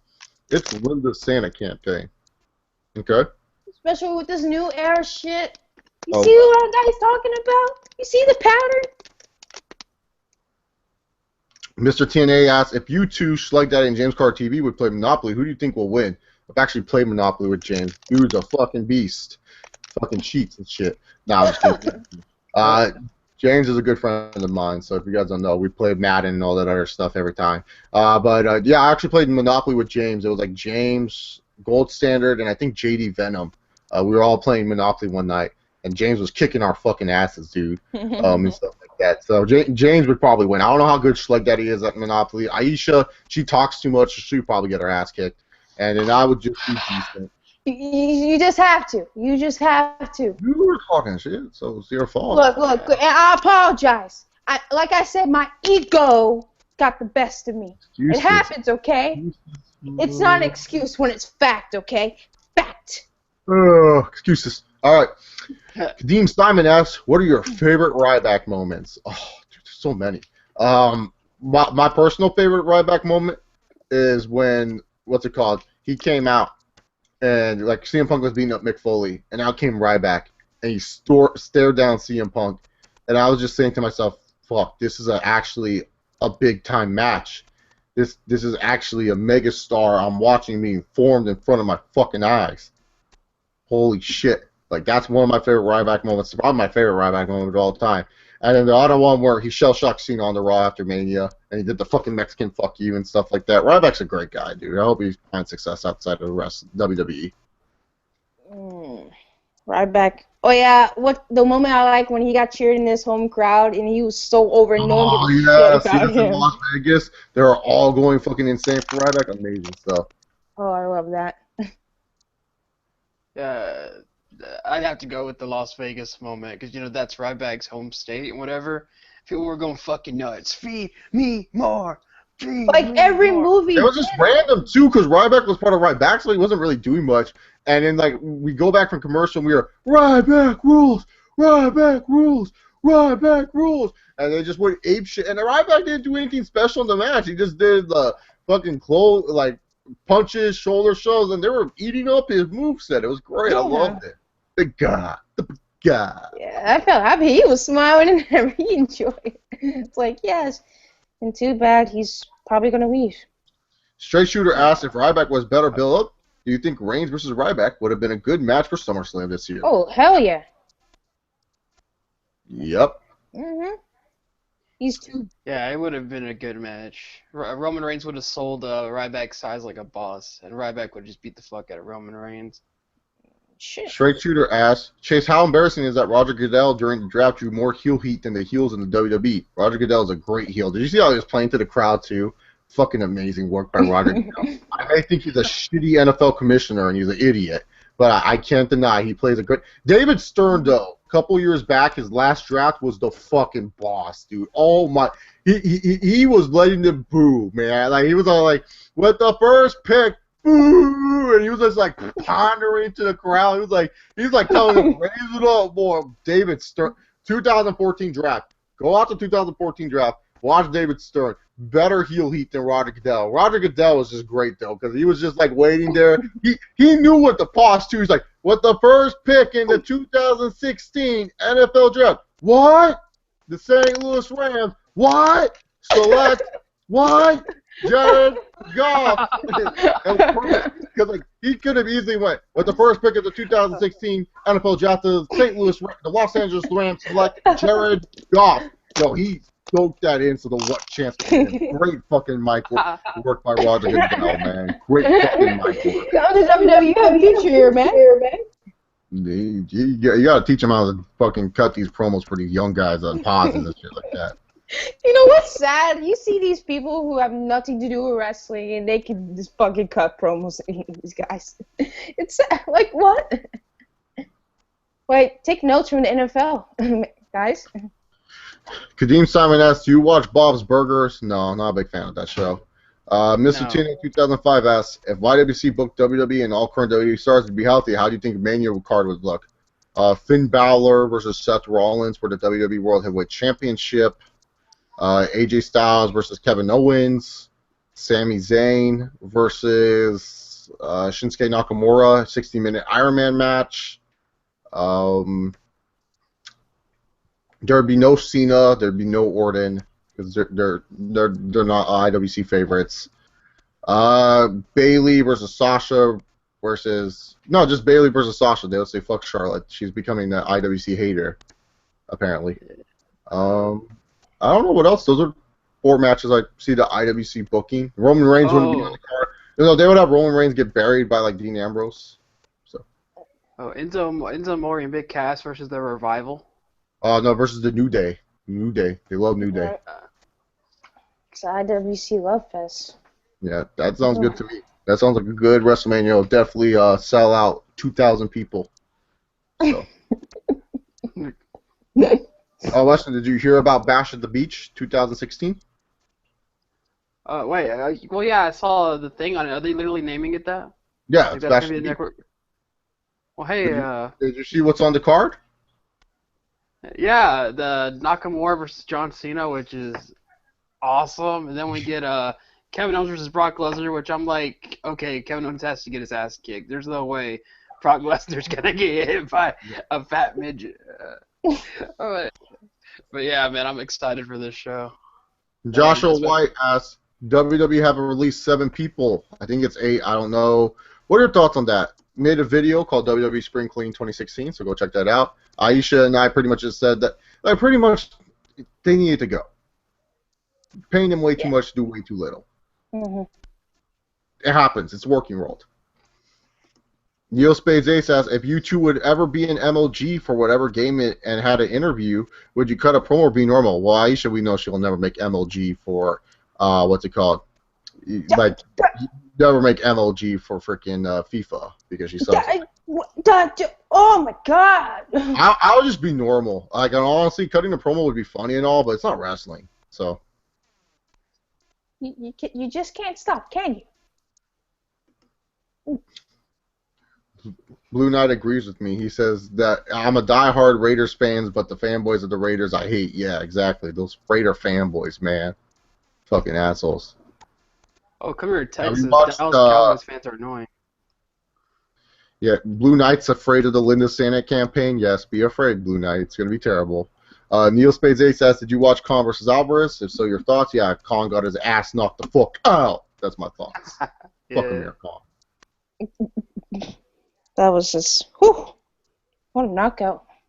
Double A Star says this, Aisha. Aisha, stop making excuses, girl. You lost now in a rematch. You better kick his ass, or I will. Double A Star. Oh. Ah! Double A Star. Double A, so you ain't gonna beat me in FIFA? Are you kidding me? Double A Star. You're supposed to be my girl. You're supposed to be. Sit down, girl. Double A Star, you saying you're gonna kick my ass in FIFA? Come on, cuz. You know what, Double A Star? You challenge him. You challenge him. You're afraid of the rematch. Okay, Aisha, yeah, it's alright. No. I'm not afraid of any rematch. Look, I deserve this. Just give me one more chance to prove to you why I could beat your ass. Alright, so everyone, guys, The challenge has been made. the challenge has been made. Comment. Should I accept Aisha's challenge? Should I Undertaker her? She's like the desperate Shawn Michaels. She got the award for Beatdown of the Year. She's all looking at it, and she's like, doesn't hurt me. You wanna feel how it feels. She just see me kick her ass, Weston laughing in the background, me yelling, goal! You know what? I can beat him. I can beat you, Undertaker. Just give me one more shot. And then, like, I come out, and then I say, my answer is no. I can beat you, Chase. I can beat you. Now she has to go through the Q&A comment section. She has to go through the Royal Rumble match. Only way she will face me, unless she tries to fly Guys, please. and the Elimination Please. Chamber. Please. Like I She's like said. Batista. She's like Batista He's asking for a rematch and shit like that. She's like, I want my rematch. Want my rematch? Like, calm down, Batista. Look. Double A star for you to come out here and say to yourself that you're gonna beat me. Yeah, I don't know about that. Don't know about that. Don't doubt her. Don't doubt her. Straight Shooter asks, you shouldn't doubt me. I kicked your ass. Straight Shooter asks, do you think there should be a Breakfast Club burial memorial for all the talent they bury? Yes, when the Breakfast Club become a thing. Straight Shooter asks, favorite sports movie? What's your guys' favorite sports movie? Green Grill. What? Huh? Are you making up a movie? The Rock movie. He was in the Rock. Yeah. Jesus. It's not that hard of a movie to say. Wait, Gridiron. Okay, Aisha. Grid. Iron. Iron. Game. Game. Gotta say it together. Gridiron game. There we go. Wow. These words are hard to pronounce. Let me take my favorite sports movie and shit on it. Mine is easily The Water Boy, man. The one with Adam Sandler. Yeah. That's a good one. Yeah, Gridiron Game's my favorite. And then afterwards would have to be Rocky 3. So there you go. Oh, Rocky 4. Rocky 4. Rocky 4. I was getting my Rockies mixed up. Creed. Creed's good, yeah. I like Creed. Nothing bad about Creed. Great things. What do you think of Vince McMahon versus a fake Denver Nugget owner segment? Oh, that was fucking great. Yeah, except that he got the accident. You at least get the real Nuggets owner. That'd be funnier. Kind of fucked himself up, not realizing he didn't think the Nuggets were going to make the playoffs. That's why he put Raw on that day, and the Nuggets made the playoffs. And thank God for the Lakers. they fucking hooked the Vince up at the Staples Center that day. They were so fucked. And then the Lakers saved the day. That Lakers versus Nuggets match is pretty funny. Double A Star asks, Popeyes or KFC? Popeyes. KFC. KFC's too greasy for me. He froze. Oh, watching pros? Okay. I didn't know. Let's see. Thoughts on Adam Cole joining the Bullet Club? Yeah, the Bullet Club definitely needed someone to join them. Kenny Omega's good. Young Bucks are fine. They definitely need someone else to kind of like add in some oomph to their group because they were just kind of like losing mojo since losing AJ. So having Adam Cole in there, that's good for him. He's going to make some more money. It's still not the same Bullet Club as it was once before, though. Yeah. But good for him. Yeah, glad that my boy Adam got this opportunity, and yeah. Let's see. Next question. What did you think of WCW Bash at the Beach 2000 when Hogan won the title from Jarrett and Russo promo trying to bury Hogan? Oh my God, Hulk Hogan, you piece of shit! You come out here and you do the same shit all the time. Always Hulkamania. Absolutely fucking terrible, man. Absolutely fucking terrible. Oh boy.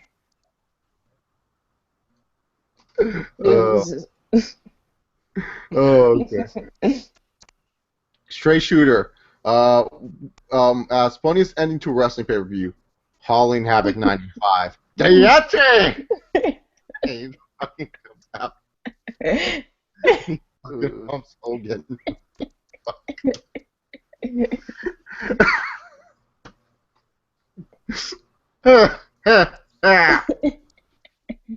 Fucking the Yeti.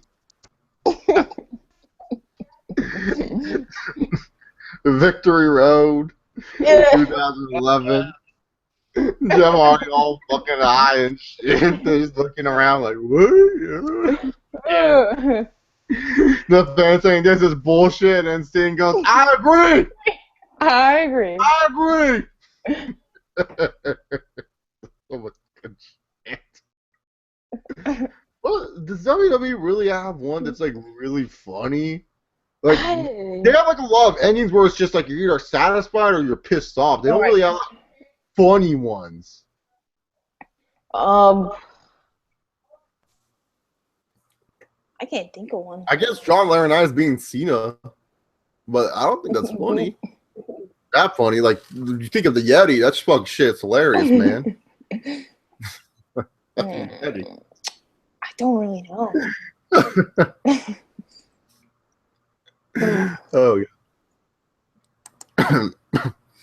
All right. Straight Shooter asked, did you see the Rocky 430 for 30 parody video? No, I haven't. All righty then. So WA Star says, Chase, don't doubt me unlike Aisha. I have real FIFA. P.S. What? Aisha, I have to say it. What? All right, well, you know what? WA Star, smiles for everyone on Xbox. Add me. And then after I'm done beating Aisha, I'll beat you. I'll show you what's up. And yeah, that's just how it's going to work. Oh, I'm not doubting WA Star. It's just you're doubting me. Did you not see the 6-1 But- on Aisha? That right Chase, there should say that Chase Chase, I knows can how- say, don't fuck with her, man. Don't fuck with her. What, you played her before? No, I think she has PS4. I'm not sure. No. She has PS4, then she can't play me. It's her fault. Get the real console, not that fake console. PS4s are. You guys tell me. Maybe she could play Weston. I mean, Yeah, Weston. Weston and Steven can get their asses kicked. You can go play Weston and Steven. Okay, don't mess with Steven, okay? Steven will definitely kick you Not out. that good. Steven's not that good. Yeah. I saw Aisha, Steven play on one not of that Street. good. He's really. She's not that Yeah, good. he was mad. He seemed pretty decent to me. Hey, by the way, speaking of soccer, shout out to Leicester fucking City, man. Oh, good. I made a video on that, so go check it out, guys. Premier League champions. Did you guys hear about the story about Leicester City and their odds? Of course. When Tottenham drew with Chelsea, because if Tottenham would have lost or drew to Chelsea, Leicester would have won the title. And when they won the fucking title, I was like, oh shit! Probably the best football underdog story I ever seen. Not just football, sports. Did you know? Okay, if you guys don't know, the betting odds for Leicester City at the start of the year to win the Premier League were 5,000 to 1 odds. Hey guys, I'm gonna be back, okay? 5,000 to 1 odds. Now keep in mind, people. Keep in mind, 5,000 to 1 odds. You know what had better odds than Leicester City winning the Premier League? The Cubs winning the World Series. But it goes farther than that from sports. Leicester City, 5,000 to 1 odds. There is more of a chance of people seeing Bigfoot than Leicester City winning. The odds maker said that finding Bigfoot is 24,100 odds to 1. More odds of seeing the Loch Ness Monster than Leicester City winning the Premier League. That's insane. So 2 fictional creatures. Those are odds, and there's a bunch of celebrity bets that were insane, that were also more than Leicester, that were less than Leicester City and stuff like that. 5,000 to 1 odds, and they won. How insane is that? That's absolutely insane. Absolutely insane. Weston, what are your thoughts on Leicester City pulling off the upset of the century? Leicester is the prime example of what a good team should look like on the field. Because, like, you can tell that those guys, man, they play to make each other better. You know, like, there's no egos on the field. There's no one guy that thinks he's bigger than the club. You know what I mean? And that's really, you know, how they won. They won because they had really good team chemistry. Now, the interesting part about Leicester is that I really do feel like a lot of, like, I feel like a lot of people who are looking for new clubs are probably going to go play there. Transfers, there we go. I feel like a lot of good players are going to transfer there. So, yeah, it's going to be interesting to see them next season. Yeah. So, Leicester City, congratulations. Shocking the world. Making some people who probably did joke prop bets to bet on you to win. You know, like, this was, like, as crazy as that one guy who jokingly, like, Auburn had 231 odds to win the national championship and stuff like that, and he should have went to go hedge his bet, because then he could have walked away with at least, like, $1,500, but he didn't. But, so yeah. Good for Leicester City, man. Good for Leicester City. Straight Shooter says, am I the only one that thinks Kalisto's trying too hard to be Rey Mysterio? Weston's Kalisto trying too hard to be Rey Mysterio? To an extent, yes. But I wouldn't say he's completely trying to be Rey Mysterio. Yeah. All right, so Weston, who wins the Champion League's final? Straight Next Shooter year? wants Real Madrid Oh, to no, win, no, yeah. not bad. I think it's going to be Atletico Madrid. Atletico, they're just really hot right now. All right, so next up, let's see. Joshua White asks, Extreme Rules on Skype? Yes, most likely. Joshua White asks, also Triple H versus Shane McMahon at SummerSlam. Do you think it will happen? Yeah, but it should be Rollins versus Triple H at SummerSlam. Just saying. What do you get for Triple H beating Shane? I don't think all that much. I think it would help Rollins more, especially turning into a babyface. That's just me. Favorite fighting game? Street Fighter 2. Mine's all the Mortal Kombat games. Those are sweet. Favorite old school movies? Breakfast Club is definitely one of them. As funny as enough we joke about them, but it is one of them. Man. I'm not really big on old school movies. The Happening was pretty funny, so I like that one. It's not a funny movie, it's scary, but it's funny. Here's Johnny! For me, it's easily Grease. I love the Grease movie. Or I don't know if it's called The Happening. It's something. He just fucking breaks down the wall and he kills the dog. It's weird. Neil Spades asks, if you had to be a superhero for one day, who would you be? Spider-Man. Yeah, I would be Spider-Man. Imagine just swinging building to building. That would be sweet. Blue Knight asks, how would you feel if the NFL decided to put the Super Bowl on PPV? They won it, though. That's the only problem, Blue Knight. There's no way. They're going to put the Super Bowl on pay-per-view, man. They make too much money off ads and revenues and stuff. And plus, they have to take breaks during the game. It would be crazy because then it would be like $60 for the game and stuff. No, they wouldn't do that. They would make so much money. They make so much money off ads and revenues, man. They wouldn't even need to put it on pay-per-view. It'd be like the dumbest business move that the NFL has ever made in their lifetime. Yeah, don't do Look it. at It's so Aisha stupid. eating on the Q&A. I'm not Shame. eating it. I'm not eating anything. I heard the bag opening and everything. What bag? I had no bag. Miriam, did I have a bag, Miriam? Bag what? Thank you. Yeah, whatever. All right. So, what's your favorite WCW Starrcade '97? Starrcade 97. Yeah, probably on the Stargate 97. It's everyone that didn't grow up with WCW's favorite Starrcade. It's just saying. The storyline. I didn't watch WCW, so I probably had to see that. No problem, Blue Knight. I'm free to answer all your guys' questions. Should Roman Reigns form a Samoan evolution where Roman is a Triple H role, The Rock as a Ric Flair role, The Usos as the Randy Orton role, and Samoa Joe as a Batista role? Go ahead. The fact you're comparing the Usos to Randy Orton, Piznick 64 is absolutely ridiculous. Yeah. I miss Absolutely Randy, man. ridiculous. I miss that. The Rock won't be on TV enough to be the Ric Flair. Fuck, no. No, I don't need no Ohana in the WWE. Ohana means family. And Family family means no one gets means left no behind. one gets left behind. What a catchphrase. Piznick64 also asks, Corbin versus Wyatt equal Taker versus Kane 2.0? The fuck are you comparing Baron Corbin and fucking Bray Wyatt to Undertaker and Kane? Absolutely fucking ridiculous. No. What the fuck? Baron Corbin, deer in the fucking headlights, is not Undertaker. Bray Wyatt, fucking Bum Wyatt, whatever you want to call him, is not Kane. No. Thoughts on Adam Rose, poor guy, asked simply corny. How's a poor guy for fucking Adam Rose? He's an idiot.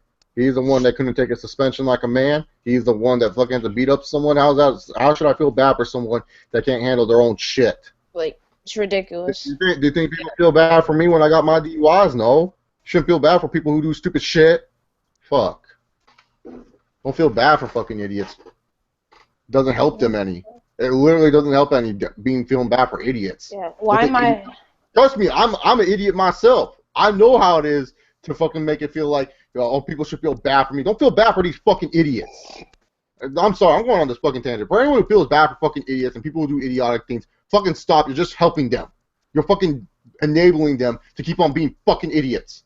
Let them fucking realize what reality is, and they'll fucking learn on their own. Trust me, I know that shit. I know that shit from first-hand experience from doing idiotic shit. I don't need people telling me they feel bad for me or they feel fucking sorry for me. Don't feel bad or sorry for me. Realize I fucking made a mistake. Fucking say, hey, at least you're doing better from it. Hey, it seems like you're a better person ever since that shit happened. I like when people say, Chase, you're so much different than before. You actually fucking grew up or something. I like that. Maybe Adam Rose should grow the fuck up. How about that? Instead of feeling bad for the guy, tell the guy to grow the fuck up. Sorry, I'm sorry I went on that tangent, but seriously, that saying poor guy for a dude making idiotic mistakes, you shouldn't be doing that shit. Like, why? He doesn't need culture. Like, let him learn his mistake on his own. Why am I going to support a guy, like, who does that shit? No. No. I can't beat someone up. Like, who would I beat? Like, no. If I'm going to get suspended, I'm going to freaking take some time off, reflect what I've done, and get back and doing what I love. But no, he has to be a freaking idiot. Yeah, and I know people are going to use the kid argument. Oh, well, he's got a sick kid. Well, he shouldn't be that much of an idiot. You know what I mean? Like literally, if he cared that much, he wouldn't be such a dumbass. Yeah, exactly. Yeah, I get it. He got suspended wrongfully. Shit happens to people all the time where they get fired for no reason or all this other fucking shit. Just because Adam Rose has somewhat of a fucking name and somewhat of a fucking following does not mean he's better than anyone else. I'm not better than anyone else just because I have a certain amount of subscribers on fucking YouTube. No, I'm still a human being at the end of the fucking day. I had to suck shit up. Do you think I was like, oh man, this is so unfair. My work closed down. I don't have a job anymore. No, it's not unfair. It's life. It's like what Deadpool said in the movie, man. Sometimes in life it feels like a commercial. You're all happy for a moment and then boom, back to reality. Yeah, life sucks, but you don't have to make it suck. You just have to make it better somehow. Every single day you can find a way to make your life better. Instead of fucking sitting there, fucking making your life worse, thinking of the worst situations. So my friend Frank the Tank, as you guys know from the Day in the Life WWE, my friend Frank the Tank said, shit that happens in your head, What the hell? It goes on in your head. What's going on with you? God. Oh my god. I'm on a fucking team right now. And Yeah, you got a big interrupt- poster of One Direction. I need help hanging this. I told Betty you can hang it here so whenever you wake up you can open it. We're muting Aisha because the kids are talking about One Direction. Let me finish my tangent because I'm really hot about this right now. But I'm trying to help people out, if anything. Trying to help people out. You know, like seriously, if you sit there and you think shit in your head is real all the time, it's not. Some of the stuff you think in your head, it ain't gonna happen. You can overthink, you can over-worry about something, but at the end of the day, if you don't go out there and you try to make it, don't try to make a difference, how do you know? Don't be afraid. Like, the thing is, dude, don't get caught up on what's going to happen in the future or what I could have done better in the past. I ain't going to do shit for you. It's in the past for a reason. The future is so freaking close. It happens right away. It happens before your fucking eyes. Like, shit, man. It felt like yesterday I started making YouTube videos. It felt like yesterday I came on this here and started doing cameras and everything like that. And that was 2016. I started this in 2011. 2011 I started doing this. Future comes by fast. Years go by fast. You have all the time in the world. Guys like Batista are great examples of how age doesn't fucking matter, man. He was 38 years old when he became World Heavyweight Champion. He's mid-40s, and he starred in big-time movies. Don't say, oh, I'm young and I haven't done shit. Fuck, man, you have all the time in the world to do whatever the fuck you want. To me, success is defined on what you believe is successful. It's not defined on other person's success or what anyone else is doing in the world. Success to you is what you believe is successful. If you think you just playing video games by yourself is successful, then hey, that's your success. Do I agree with it? No. But if you believe in it, that's all that fucking matters. So don't go sit there just because you have people that you know are doing big things in the world. I know so many people who are doing great things in life from my high school, and I'm proud of that. It makes me happy knowing that these people never gave up on their fucking dreams. That's awesome. That's great. Fucking love it. They inspire me to keep on going because I say to myself, man, if these guys can fucking control their destiny, I can too. My dream is to host a sports radio show. That's my dream. I don't care if I don't make any money doing it. I don't care if I'm not going to have a big fancy house and shit like that. I don't care. That's my dream and I'm going to get it. I ain't going to let anything stop me from getting it. But fucking A, man. You can't be sitting there and thinking shit's going to be... Shit doesn't get handed to you. Okay? At the end of the day, shit doesn't get handed to you. You know, sometimes you have to go out there and grind for it. I know it sounds painful and annoying at the same time, but shit, sometimes you have to go out there and get it. Sorry I went on that tangent. This shit bugs me, man. Like, when we actually say, you know... Yeah. I apologize for the commotion. Sorry. No, it's okay. We get it. One Direction, really big in your family. No, like, it's ridiculous. Yeah. I'm actually learning what... I'm sorry. Simply Corn, this wasn't at you. I just didn't like when you said poor guy. Maybe you feel bad for people easily. I don't know. Don't know you like that, but dude, like I just can't feel bad. You just can't feel bad for Adam Rose. Okay, you feel bad for Adam Rose's son. That's good, but I can't feel bad for this idiot. He's an idiot. Don't feel bad for idiots. Let the idiots figure their shit out first. Because if you can't figure out your shit, you're never gonna succeed. You know, I think a perfect example, I think Floyd Mayweather, I really don't respect him as a person, especially the shit that he's been doing for the years. Yes, he's a great boxer and all, but I'm not gonna fucking support a guy that beats up women, that's freaking arrogant. Like, no, no, he's great, but no, I'm not gonna support a guy like that. No. I think he's an arrogant piece of shit. Sorry. Alright, so... WWE Bash at the Beach, aka Hawaii live event June 29th. I hope it's the network special. It is. Simply corny. They announced it's a network special. That's why they call it Bash at the Beach. It's going to appear June 29th. It is a network special. They made that clear today. So you get your wish, Simply Corny. You get your wish, which is good. It's Hawaii. AJ, quick question. When is it going to come on? June 29th. All right. Sweet. Oh, And yeah. I think it might be a weird time start because Hawaii is backwards. So Yeah. No, it's ahead. It's ahead of me. No, it's backwards. backwards? Yeah, Hawaii's backwards time. Yeah, because I have a friend in Hawaii, and sometimes when she Facebook messages me, it's at the weirdest time. She's like, "Oh, sorry, I forgot. It's 9 o'clock my time. It's like 12 your time." So could be a weird start.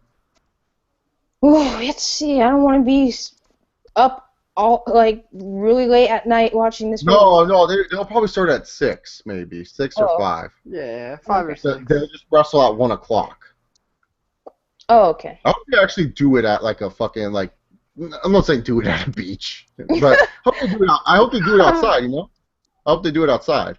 Does Oh, that would Hawaii be have cool. any? Yeah, Bash at the Beach. I mean, have beaches around a ring. Like, cool. I'm not saying do it at an actual beach, but do it outside by the ocean or something. Be cool. Be fine. Oh, nice. Uh A volcano. oh no! What the fuck? Do you want John Cena to fucking Willie Perry? Shinsuke Nakamura? Oh, Cena, hey, to the volcano! Cut the feet, Oh my feet, God. Miles. Cut the feet. Oh my God, Nakamura and John Cena are fighting at the bottom. John Cena and Nakamura are fighting at the bottom of the cave, and then next thing you know, the lava's coming out, and John Cena, he just jumps right fucking out like Superman. He's like, "Fuck you, Nakamura." Oh god, that's terrible. Oh no. No, what's it called? Jake Loomis asked, "Do you think DC fanboys are the most butthurt type of fans out of the two? I heard they're petitioning that they prove Disney is paying critics to bash any non-Marvel movie. Do you think that's bullshit?" That's kind of bullshit, to be honest. Sorry that your movie was too fucking long and too fucking boring in a Batman origin movie that we already fucking seen already. Sorry. Batman. We know Batman's afraid of bats. We know his parents died. We don't need this shit. Just make it simple. Here's Batman. Here's Superman. They hate each other's ideas. They want to fight. That would be a better movie than Batman origin movie, a kind of a Superman sequel movie. LOL, here's Wonder Woman, Lex Luthor. Fuck. You had 8 movies in one in that fucking movie. Or 5 movies in one, actually. You had a Batman origin movie, which was the main portion of this fucking movie. You had a Superman sequel kind of in there, because there's only like 2 scenes that actually matter for fucking Superman. You had a freaking Justice League movie in there, which was only like 2% of the movie, because it's Wonder Woman on the computer like, oh. You had a Wonder Woman origin story, or Wonder Woman debut movie, which she was just kind of in for like the last battle scene. That was it. And then you had a Batman versus Superman movie, which was only the best parts of the movie. That was the best parts. Yeah. They're fighting and shit, and they're building up the fight. You know, Batman, seeing Superman do that destruction, great. Clark Kent not liking Batman. Bruce Wayne not liking Superman. They intertwine each other in Metropolis and freaking Gotham. You got where Superman's saving people in freaking Gotham. It's like, what the fuck is Superman doing in my home territory? I got this shit. And Superman says, well, I don't agree how you do stuff. Then Batman does something in Metropolis. Superman says, I don't like how you're doing stuff. And then we find out Lex Luthor, he's planning this because he wants to see a superhero battle. He wants to show that these people are bad for the world. That would be great. Boom. There's your movie. Fuck Doomsday. You can have him in another movie and shit like that. That's just what you do. But no, that's not what they do. Oh, this is how the fight ends, people. Spoiler alert. The movie's been out for 2 months, so you haven't seen a tough fucking shit. Why you say that name? Why you say Martha? That was weird. Your mom's name Martha too? We're friends now. That was stupid. Fuck off. Sorry, the movie was fucking idiotic. I don't get me wrong, it's fine. It was an okay movie, but it's just stupid. It's not good. Alright, it was not good. DC needs to step up their game. They didn't build up anything from Man of Steel. Man of Steel left a great premise for a great Superman sequel of people being afraid of Superman and shit like that, and then him trying to win the people over. Like, it makes no sense. These people hated Superman for all the fucking destruction that he did in Man of Steel and saying that, oh man, what a dick Superman is and everything like that. And yet, he fucking destroys an island with Batman and Wonder Woman and fighting Doomsday, and these people are like, love you, Superman. You're the best, Superman. You awesome, Superman. You're great, Superman. You awesome. When earlier in the movie, people thought he blew up the House of Senates. They thought he blew up that whole arena. They do. Oh boy. Just make the movie about why you're making the movie. Don't make the movie into putting stuff we already know. Come on, DC. Yeah. Like, you know better. The Superman fans were butthurt too, and Superman died. They're like, "Oh, that means Batman's won, so fuck you and fuck Batman." No, and then also it's like if they did Civil War. In the middle of Civil War, we see Peter Parker bit by the spider. We see Uncle Ben die, and then it's like, we know this shit already. Great power comes great responsibility, Peter.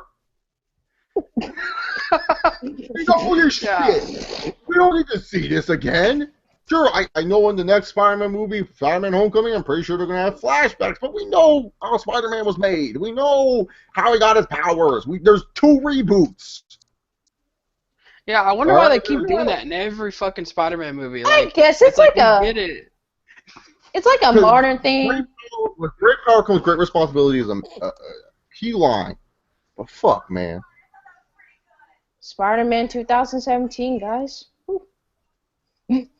Homecoming. I wonder if they're gonna play that Kanye West song. Maybe we can start again. Yeah, because I'm coming home again. Maybe we can Oh. start again. They better play that song. That's like the perfect song for Spider-Man Homecoming. Yeah, man. Fuck. You guys Let's disagree hope- with me on this whole Marvel crap. Just let me know. Let's just hope All right. Suicide Squad does good to make up for it. I'm the only person that's not excited for school. Suicide Squad. Yeah, Case I'm in not 12 that says, excited for who, it. in your opinion, is the most misused TNA wrestler? For me, it's the alpha male Monty Brown. Yeah, I'll go with Monty Brown or Austin Aries in his final days of TNA. Austin Aries, no Or doubt. AJ Styles, too, because AJ Styles was like a mid-card act for one point. Austin Aries. The most misused today, probably gonna go with Bray Wyatt. TNA. Was Bray Wyatt ever in TNA? No, Husky sorry, Harris was sorry. TNA. Sorry. On TNA, let's go with Crimson. Always thought he could have done better. Oh, that's a good one. Should WWE give Wyatt family a redneck rapping gimmick instead? Asked by John Cool. No, The that's face fear. New Face Phil. New Face Phil. Here we are wearing masks like we're a deer, like we're a deer. You don't know what deer is until we go to your head. You're gonna go right to the bed. No, I'm sorry. Oh my god, I just thought of Mr. something. What if John Going Cena has a rap battle with Bray Wyatt one day? Like just No. to build up the feud. Moving on. Simply Corny asked, other than UFC angle, Lesnar joins with McGregor and CM Punk invades WWE. Was McGregor going to win the Cruiserweight title? No. All right, so only 5 times. Piznick64 asked, will Shane McMahon bring a black champion? Good joke. I Good mean, Shane's No. not racist. joke. You don't know that. He could be. Yeah. I love it how at Payback, I didn't mention this in my review because I didn't want to fucking get on the whole WWE's racist spiel. But I love how Payback, Shane and Stephanie were talking to Apollo Crews and Sasha Banks out of all people backstage. We're just trying to show that they love the black people. I'm surprised Slug Daddy didn't mention that in his review, saying like, look at these fake fucks acting like they care about the black man. Don't Ray worry. Cooper asks, do you think Sami Zayn is overrated? Sorry, I don't see what the hype is all about. He looks like a My Taxi driver. Yeah, man, he looks like a He 7-Eleven. does look like a taxi driver. Damn. I'll admit that. Look, He's look, look, look, bad. look, look, look, yeah. Look, I'll say this. Yes, like, you guys know I'm a big fan of Sami Zayn. Even I can say his character is shit right now. Like, why can't you just not do what he's done in NXT? Like, I do not want to hate Sami Zayn, but it's getting to a point where stop making him like Brian. Stop. IWC, look, calm down. He's not great. He's not. Like, calm down. Like, let's not overrate him. Shout out to Amir. Happy belated birthday. His birthday was yesterday, but I said it on Twitter. But happy belated birthday to Amir. He's in the comment section. So Happy birthday, man. I knew him since 2011. Insane, Amir. It's been 5 Wow. years since we knew each other. Yeah, I know. Greg Toomer asked, what are your thoughts on December to Dismember 2006, a.k.a. worst pay-per-view ever? Straight up, okay, this is a true story. I'm not shitting you. So in 2006, I did like some work with my friend and stuff like that. Like I helped mow lawns and stuff, and I got paid some good money. So I was literally going to give my parents money to buy December to Dismember, and I thought about it for a second, and I said to myself, because I was a chamber mark when back in 06, I was like I loved the Elimination Chamber. It's one of my favorite match types ever, and stuff like that. I loved chamber, and so I wanted to see this chamber match really bad. And so I was about to go give my mom the money, and so my dad was like, what are you going to do tonight? And I said, probably gonna order Elimination Chamber, or December to Dismember. And my dad looks at me and he goes like, what's that? I'm like, it's a WWE pay-per-view. He's like, there's another one? I thought Armageddon just happened. And my dad was all confused by this because he didn't know there was another pay-per-view and stuff like that. And so my dad's like, how about we have a better alternative? And so my dad took my brother and my mom and I to a Laker game instead because he got tickets. So I went to go see that instead of actually going to December to Dismember. And thank God I decided against December to Dismember because honestly, one of the worst shows of all time. Now, I have never done this in the Q&A ever in my life. But we're going to do a December to Dismember review. Because honestly, this is the worst pay-per-view of all time. I don't care what anyone tries to sell you or tries to tell you, this is one of the worst pay-per-views ever.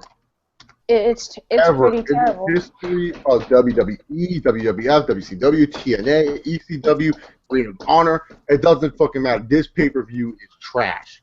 All right. Let me tell you, before I get started with the review, only 2 matches were announced for this show. The Hardy Boys taking on Eminem. By the way, none of these guys are ECW talents. Both of them were SmackDown and Raw talents, respectively. And Bobby Lashley taking on Big Show, Rob Van Dam, Sabu, CM Punk, and Test, and the Elimination Chamber match.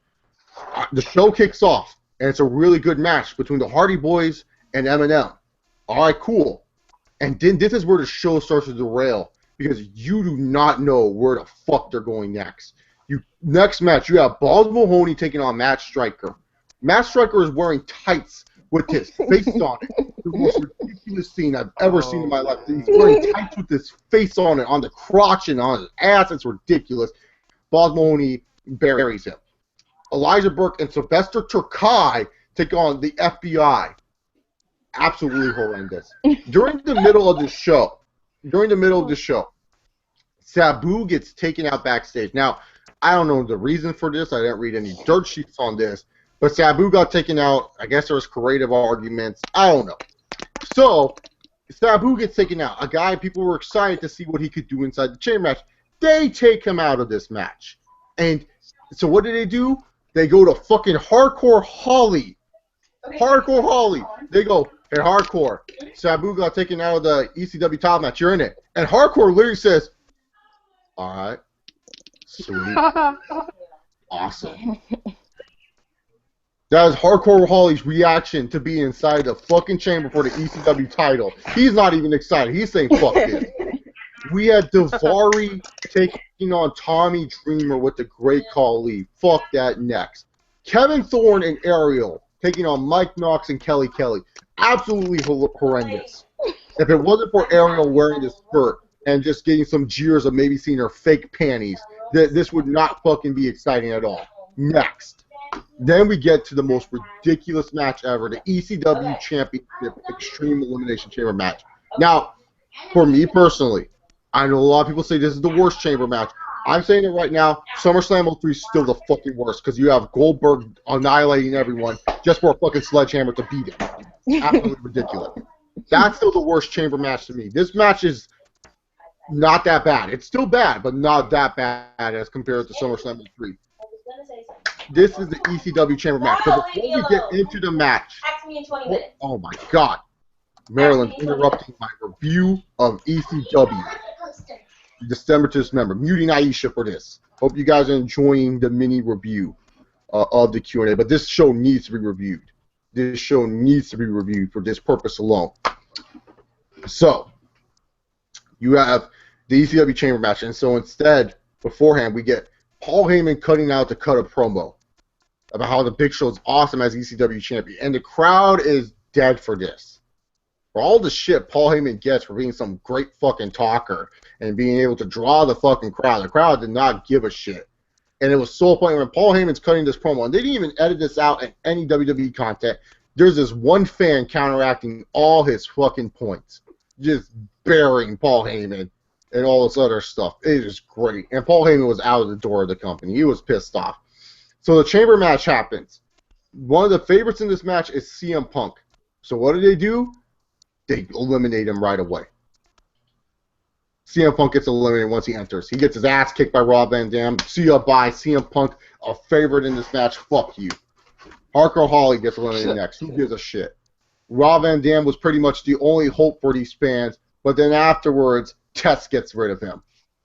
Why are they pushing Test? I don't know. There's Test and Bobby Lashley who was supposed to be awesome, I guess.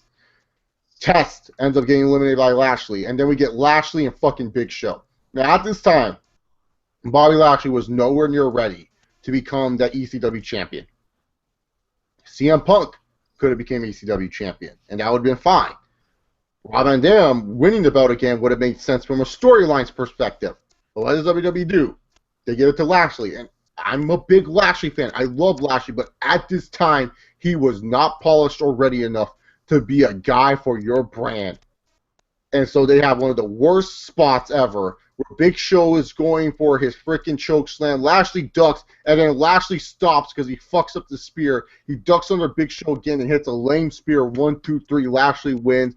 Fans don't give a fuck. They freaking put a lot of pyro so they can make it seem like people care. Lashley won the belt. Worst show ever. One of the worst shows you will ever see in your fucking life. Yeah, all I'd like to thank you all for these that. matches, all these matches are terrible. All these matches are just bad. I don't know how to unmute Aisha. Aisha, unmute yourself if you can speak. I think you're I'm good. good. I'm good. Anyways, like I said, it's just the opening match, best match of the night, and then it just goes downhill. It's like you're watching like an ECW TV show episode, free. No, that you would watch for free instead on pay-per-view. You're paying $40 for this shit. But now I feel like Now the network's $9.99. It's not even worth $9.99. This is not even worth $9.99. Not even worth it. So Slapnuts 2000, congratulations. Sorry, I forgot who asked it. I think it was Slapnuts 2000. Congratulations for asking about ECW because you created the first ever live review from Chase Oliver. We should do more of that. Be cool. Maybe next week. Next week, if you guys can find a pay-per-view that's worth reviewing, let me know. I remember ECW December just never from my head. You know what? I'm not going to go search for nails. All right, Alicia still asks, you think I look like that white-headed girl from Game of Thrones? I get that a lot from my friend. I don't watch Game of Thrones. I want to know. I don't watch it either, but oh, that blonde chick. She's pretty. You're pretty. Hey, maybe there is a similarity. So, yeah. So Aisha says you look like her. Do any of you listen to Irish music or listen to Oasis, the English band, and also do any of you watch Irish or English TV shows? Asked by Declan Bryan. Nope. I'm sorry, Declan. I just a little bit of Sherlock back in the day. That Sherlock Holmes show you guys had. I like that one. Yeah, I saw it a lot on the streams for WWE Raw. So. No, I never heard Irish music, and I watched a British show called Skins. Hey, that was pretty good. So they made the U.S. version. That was terrible. Nah, sorry, dude. Slapnuts 2000 asks, can you do a Vince Russo impression? I'm telling you, bro. This Bro. will sell you a bunch of tickets and a bunch of money. Okay? What you're going to do, bro, is you're going to have AJ Styles not join the Bullet Club. Okay, bro? And after he doesn't join the Bullet Club, you have Finn Balor reveal himself as the leader, bro. And then they have a 10-on-4 match where the winner gets the contracts of Doc Gallows and Luke Anderson, bro. I don't know. I suck at Russo. I can't do it. That's pretty decent to me. If you want to talk about War Times, I have to stay up till 4 a.m. for WWE pay-per-views and for Raw with work. Declan Bryan says. Declan Bryan, Man. you can stay up to watch this. You can wait. Man, you can definitely wait. The commitment. To torture yourself if you're not enjoying wrestling.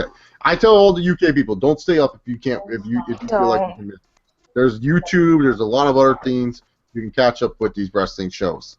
Yeah, please. WWE creative probably wrote Batman vs Superman. Says simply. I agree with that. Red Wolf 316 says how DC fanboys offend the Martha scene. I almost left the theaters when they became friends after Superman said Martha. Seriously, fuck that shit. That was dumb. That's like me and Aisha. That's like no, I can't say Aisha because she's a girl. It's like me and Weston fighting, and then we have a friend named Kim, and we're like, oh, your friend's named Kim too. That's cool. Martha's so significant in Batman's life. He has to hear someone that relates to him. Then forgives him. Mr. Juicy says, what's your worst TNA pay-per-view? Victory Road 09 is not even close. Yeah. Not even close. Victory Road 09. Actually, no. I take that back. Bound for Glory 2014. Woo! Woo! Don't speak about that shit. How can you take your wrestling and make it a fucking fuck fest for a wrestling company that doesn't give a fuck about you? Fuck you, TNA. That was terrible. That's where they did the Japan crossover or whatever. Yep, and they didn't gain anything out of it. No. Declan Bryan asks, Declan Bryan says, one of the greatest English TV shows ever is In-Betweeners, and the best Irish show ever is Father Ted. I highly recommend them. In-Betweeners sounds actually pretty cool. I like the name of it. Maybe I'll It's check probably it on out. Netflix. You can't win this. Maybe I'll check it All right, out. we're going to wrap up the Q&A soon, so. Double A Star asks, I actually have PS4, so damn, I can't beat you, Chase. Hey, maybe one of my friends and Aisha, please don't let me down this time. Okay. I won't let you down. Go face Weston. He'll probably lose to you. No. What? Straight Shooter asked, did you think if Magnum TA did not have the car accident, would he have been the WCW version of Hulk Hogan? Oh, yeah, he was leading there. They were definitely going to give him the WCW version. He was definitely going to be the WCW version of Hulk Hogan. Yeah. Straight Shooter asked, what if Roman Reigns becomes Aquaman and calls himself Aqua Reigns? Uncle Reigns! I don't know why they didn't cast him in the new Marvel, the new DC movie. Looks just like Roman Reigns. I was like, Roman Reigns? Bruno. Bruno. I thought it was Roman Reigns. I was like, this guy doing some side work for DC now? Shit, man. DC. Yo, I think almost... a good Thor. Oh, he Thor would. be good Thor. Dye his Yeah. hair and everything. Shit. Yeah. Straight Shooter, what did you think of the Ultimate War and Jake the Snake Roberts segment where he locked Warrior in a room with snakes? I don't remember that one, to be honest. I gotta watch it again. I remember the Papa Shango and Warrior stuff. That was fucking hilarious, man. Papa Shango and shit. Fucking weird. Straight Shooter asks, have you ever seen... I actually remember that. I think that's when he got bitten by a snake and it didn't do anything. Yeah, like it bit Ultimate and he didn't do anything. I love fucking old school wrestling. Wait, I'm not sure. I think he got tied in the ropes. I'm not. Straight Shooter that's asks, Macho have you ever seen Beyond the Mat? Yes. I like it for the most part. The sad part is seeing like Foley's kids freaking out when Foley gets hit with the chairs and shit. He's gonna puke. Fucking Vince. What a... I actually thought that'd get over. Straight Shooter asks, do you think Sami Zayn should have a show on the WWE Network called Taxi Driver Confessions? Oh yeah, that'd be great. He should be the driver for Ride Along. He should be like the main driver for WWE Ride Along. Be great. Where are you off to, guys? Ole. Double A Star asks, do you guys appreciate what WWE is doing with their talent? Some degree.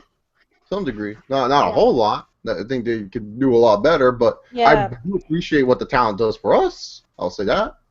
But I don't appreciate what the WWE to some degree does with the talent. Some guys they get it right, some guys they don't. I mean, would you say right now, are they a lot more appreciative towards their talent right now? No. Never. Chase, your dog is cute in the background. Oh, Biggie? Yeah, Biggie used to make a lot. Biggie made a lot of appearances back in the day. When my mom's at home, and then after because Biggie needs to be with someone, otherwise he feels like alone and stuff like that. Like that's just how he is as a dog. And so, sometimes he thinks I'm not home because I used to go to school and work around these times. So he sleeps downstairs, and then when he sees me go downstairs to get food, he starts following me to my room. So I just let him up in my room. Sometimes I just don't want him in my room because like he'll tend to like go through my trash or he'll like pee and poop on the bed. Like he's done that before. It's annoying. But yeah, most of the time after I take him outside, he's good and he just lays in my room and he just sits there. He used to be in a lot of the older Q&As. He used to just kind of sit in the background. Everyone would always like wonder who the fuck that was or what dog that was. I have a bunch of dogs, by the way. I have a bunch of freaking dogs. So yeah, Biggie. Biggie's like normally the favorite of a lot of dogs. I remember one time we were watching a wrestling pay-per-view I was watching with Gold Standard and JD Venom, and we were so bored with the match, and Biggie was chasing his tail, and so I put him on camera, and they were like, and Justin's like, man, it's so sad. I'm watching Chase's dog chase his fucking tail instead of watching this match. It was so funny. He's like, this is more interesting. His dog is trying to get that tail, and he can't get it. Stuff like that. So Biggie, he's a fan favorite for sure. Double A Star asks, do you guys feel Roman Reigns is the most interesting man in the WWE? I think so. Yeah. You know, I actually saw a video. Some Forbes guy did it. Explain how Roman Reigns is the most interesting man. Every time this guy comes out, he just gets a reaction.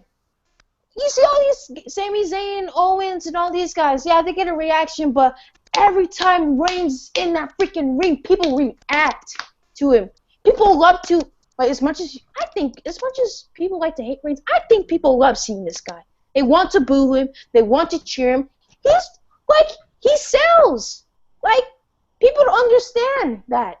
I definitely think he's the most interesting because people say he's not ready for the main event. Yeah, he puts on all these good main event matches. People say he sucks. Yeah, he's pretty good.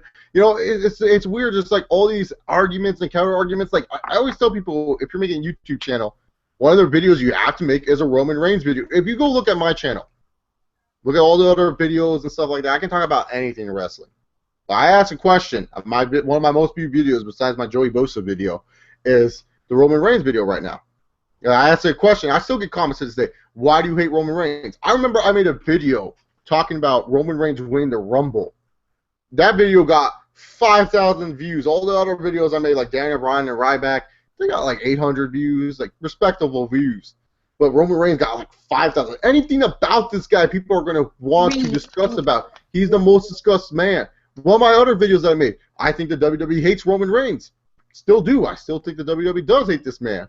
It's just like, boom, man. Everyone wants to talk about him. He's such a good topic to talk about because there's reasons why you should hate the guy. There's reasons why you should like the guy. You know, he's not that bad. He's not a good guy. He's not a bad guy. He's the guy. You know, there's a lot of things about Roman Reigns that is just very interesting, and it's fun to talk about. So yeah, I think he is one of the most interesting men in the WWE because he is the most interesting man because there's just so much about it. People don't understand why this guy's in the main event, but then there's people like me who understand why he's in the main event. It's like Test was going to be a main eventer at one point. It's like, man, dude, what's wrong with Roman Reigns? Kevin Nash was great. What's wrong with Roman Reigns? Like every town he goes to, people just react to him like no one else on the roster.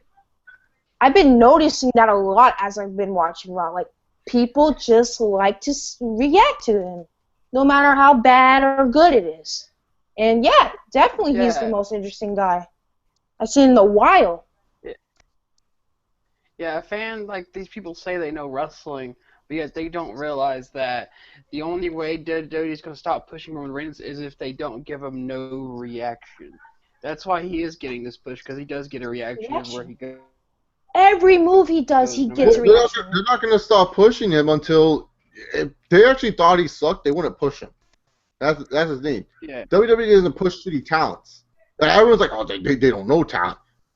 They don't push shitty ones. They don't fucking try to force like all these asshats that are down at the Performance Center. No, they push guys that they feel like, hey, he has a way to somewhat connect to the fans. He has a way to connect with the people. That's the main thing about WWE. You can wrestle all you want. You can be fucking doing 850 splashes. Don't fucking matter. What matters the most is if, hey, these people are reacting to you. Hey, these people seem to give a shit about you. Hey, you can get the job done in the way that you can. Austin sucked in the ring. Anyone that tries to tell me Stone Cold was some great fucking wrestler. Yeah, back in Austin's early days, he was a great technical wrestler. Yeah, Austin's underrated when it came to being a great technical wrestler back in the day. But no one talks about Austin back in the day. No one sits here and says, I think Austin in WWF was overrated, and that Austin in WCW with Flying Brian Pillman was actually great. No one sits here and says that shit. We talk about beer drinking, stomping a mud hole, what? Fucking middle finger Stone Cold Steve Austin. We ain't sitting here talking about Stone Cold back in the day. Stone Cold, all he did was punches and kicks. And a stunner. He didn't do any wrestling No. moves. It was great. Simple, No, straight to the point. another prime example is Hulk Hogan. He didn't do shit. All he had to do was make his comeback and do the leg drop. No one nut. And the thing was, Hogan, he was great in Japan. Oh, if you watch some of Hogan's stuff back in the day in Japan, all these IWC smarks would fucking chop their dicks off of how wrong they were about Hogan as an in-ring worker. Watch Hogan's stuff in Japan. Right. I'm telling you right now, if you watch some of Hogan's stuff in Japan, I was even surprised of how good Hogan was in the ring after watching some of his Japan stuff. And keep in mind, different era of wrestling. So when he was wrestling in Japan, it was in the early 80s. So it's different style of what you think is good and stuff like that. But back in the 80s, he was wrestling like he was Bob Backlund in Japan, man. Like, it was insane. Hogan was great in Japan. But do we have people talk about, oh, Hogan was great in Japan? No! They talk about what he did, the fucking big boot leg drop, 1, 2, 3, fucking Hogan. See, Amir knows Hogan's fucking Japan thing. He says Hogan doing the Insiguri was fucking insane. Exactly, man. When you see no, I'm being dead serious. Watch Hogan in Japan, you will be sitting here saying to yourself, what the fuck? Yo, I'm gonna do that. No, watch some of Hogan's Japan matches, dude. People like to shit on Hogan and stuff like that. It wasn't until he came to the AWA where he was actually like wrestling like Hulk Hogan does in the WWF. It's just Vince took the idea and made it better. You know, Vince took the idea from the AWA and made him champ, you know. But if you watch Hogan from Japanese, man, fucking ball game, man. Ball game. It's over. You tend to overlook about these guys. Yeah, exactly, man. Exactly. What was that bell for? What was that? Congratulations to 2 new moderators since Philip M6 was not here today. Naming 2 new moderators. Constant Q&A question askers. Constant presence to the Q&A. Congratulations to Slapnuts 2000 and Rebecca Olsen. You guys are going to moderate. What's the meaning if you're moderating? I don't know if you guys can moderate all my chats or whatever. I just know I set you guys as moderators. Pretty much, you try to moderate the comments a little bit. It helps out. So yeah, and it makes you guys deserve it. You guys come out to all the Q&As. You guys ask all the questions. You know, you guys deserve moderation. I don't care. You know, I would moderate. You know, Snowdrop and all the AA Star too. But the thing is, you know, they on YouTube, they on Twitter, so it's different. Yeah, they rule on Twitter. And Diamond and Ice or Diamond and Silver. I miss Diamond and Silver. That was my favorite. She changed it?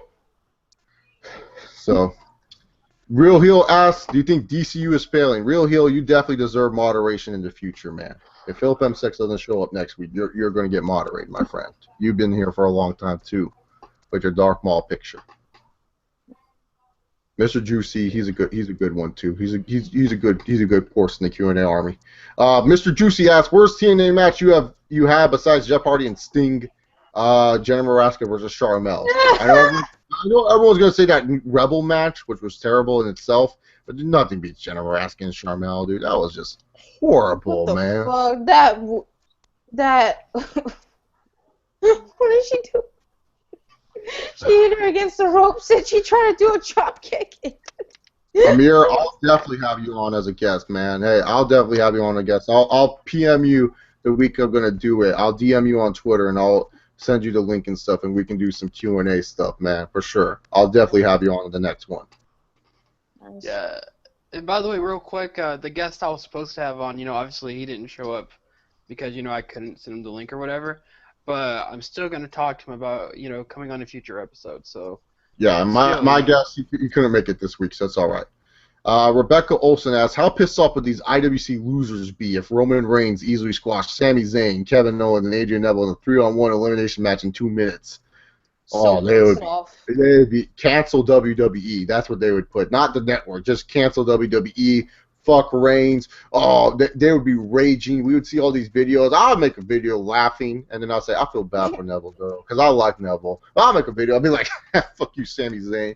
Piece of shit, can't get over without his old gimmick and El Generico. What character are you? Kevin Owens, stop walking out like you're fat. I'm being dead serious. That always pisses me off. Like, I like Kevin Owens. He's cool and all, for the most part. But I hate when he walks out. Damn,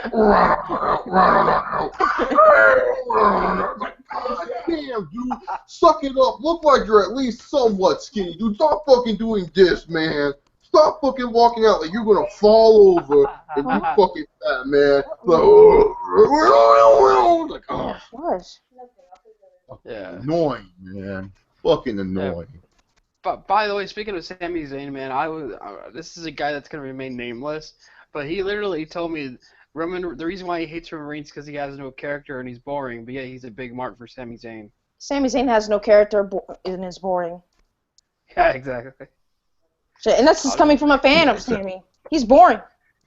Get your fucking character, Sammy. Come on, dude. Stop being like Daniel Bryan. I feel bad for Neville, the new Rey Mysterio. I feel bad for him. Hope Neville comes back healthy. I want to. Did you guys? Oh, sorry, Chase. I want to be too upset. Rebecca Olsen asks, "Why do people like Dean Ambrose? Hasn't that good of a wrestler, which is why they like him to wrestlers?" Yeah, I don't understand this whole Roman Reigns can't work. Roman Reigns is not good. How do you watch a Dean Ambrose match? Dean Ambrose is boring as fuck in the ring.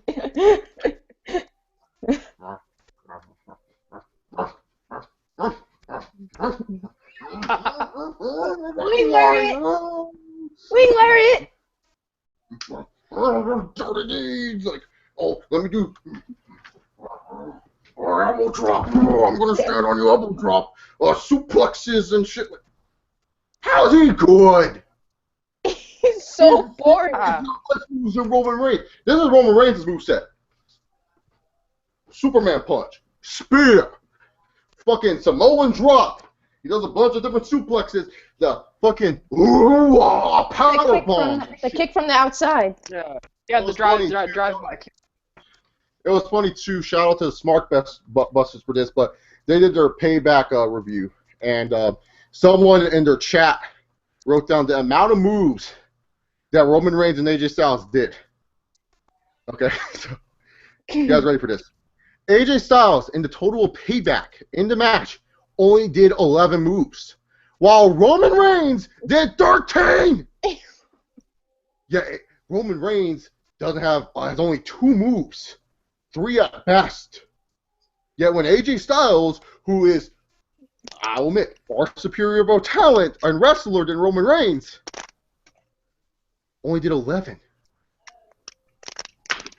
Hypocrites! So how is Roman Reigns that bad of a wrestler if he did 13 fucking moves? I want to see you guys who won!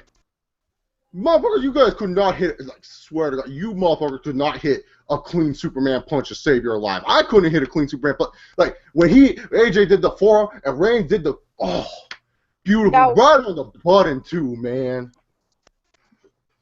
Yeah, I don't think fans understand that. That's probably the hardest move to hit clean in pro wrestling because if you mess up, you're either A, gonna knock the living fuck out of your opponent legitimately, or you're gonna miss by a mile and make it look silly. He knows what the fuck he's doing. Like, shit, these people need to realize that,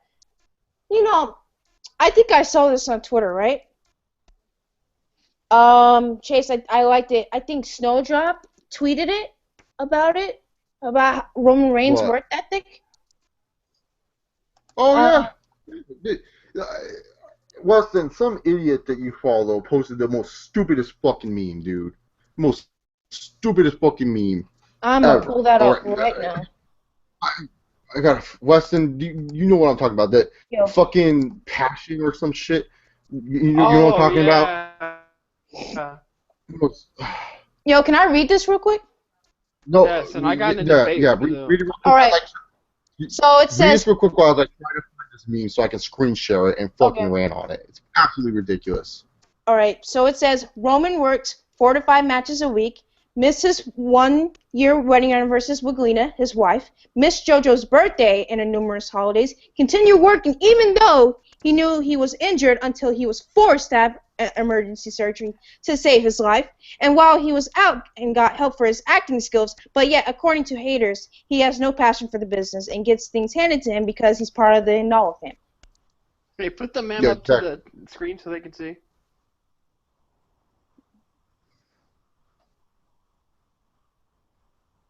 I'm Yeah. trying. I'm trying.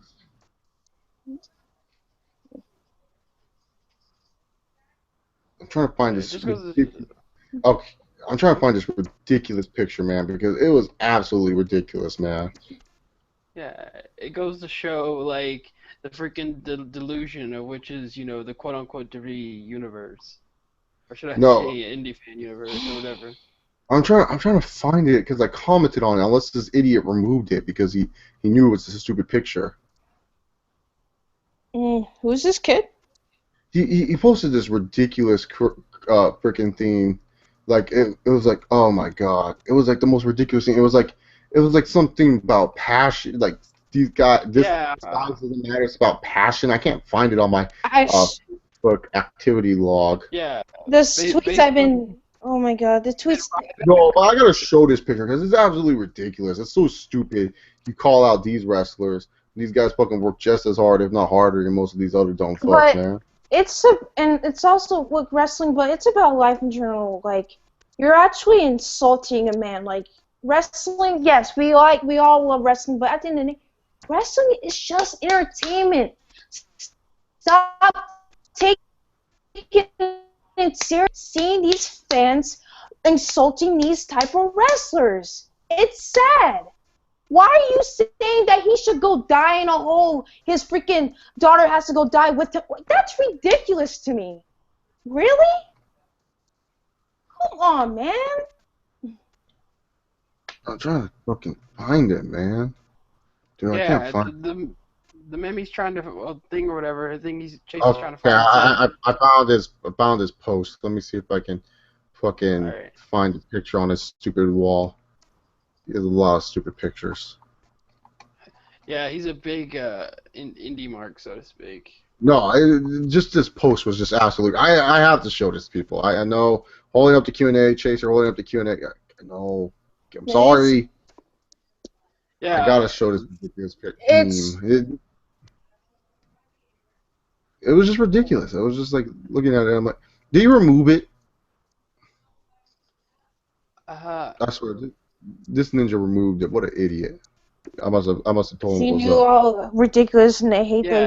he's getting. Basically, this guy said Ryback, John Cena, and Roman Reigns do not have the passion, and that they're just there for a paycheck. But yet, Sami Zayn, Finn Balor, and I believe it was Kevin Owens, they're like real wrestlers. No, it was They're- Nakamura. It was Nakamura, and he's like, "This is passion." All right, first of all, you dumb fuck. You were an idiot. Because Finn Balor, the first thing he said when he got into WWE, he said, "Oh, I want to be with John Cena because that has the most money." Yeah, that's passion right there. Ole, ole, ole, ole, you dumb ass. Exactly. He said he wanted the most money. Where's passion in that? Sami Zayn was frustrated because he couldn't get onto the main roster because why? Money. Shinsuke Nakamura, he wanted to get on the main roster right away. Why? Money. Money. Yeah.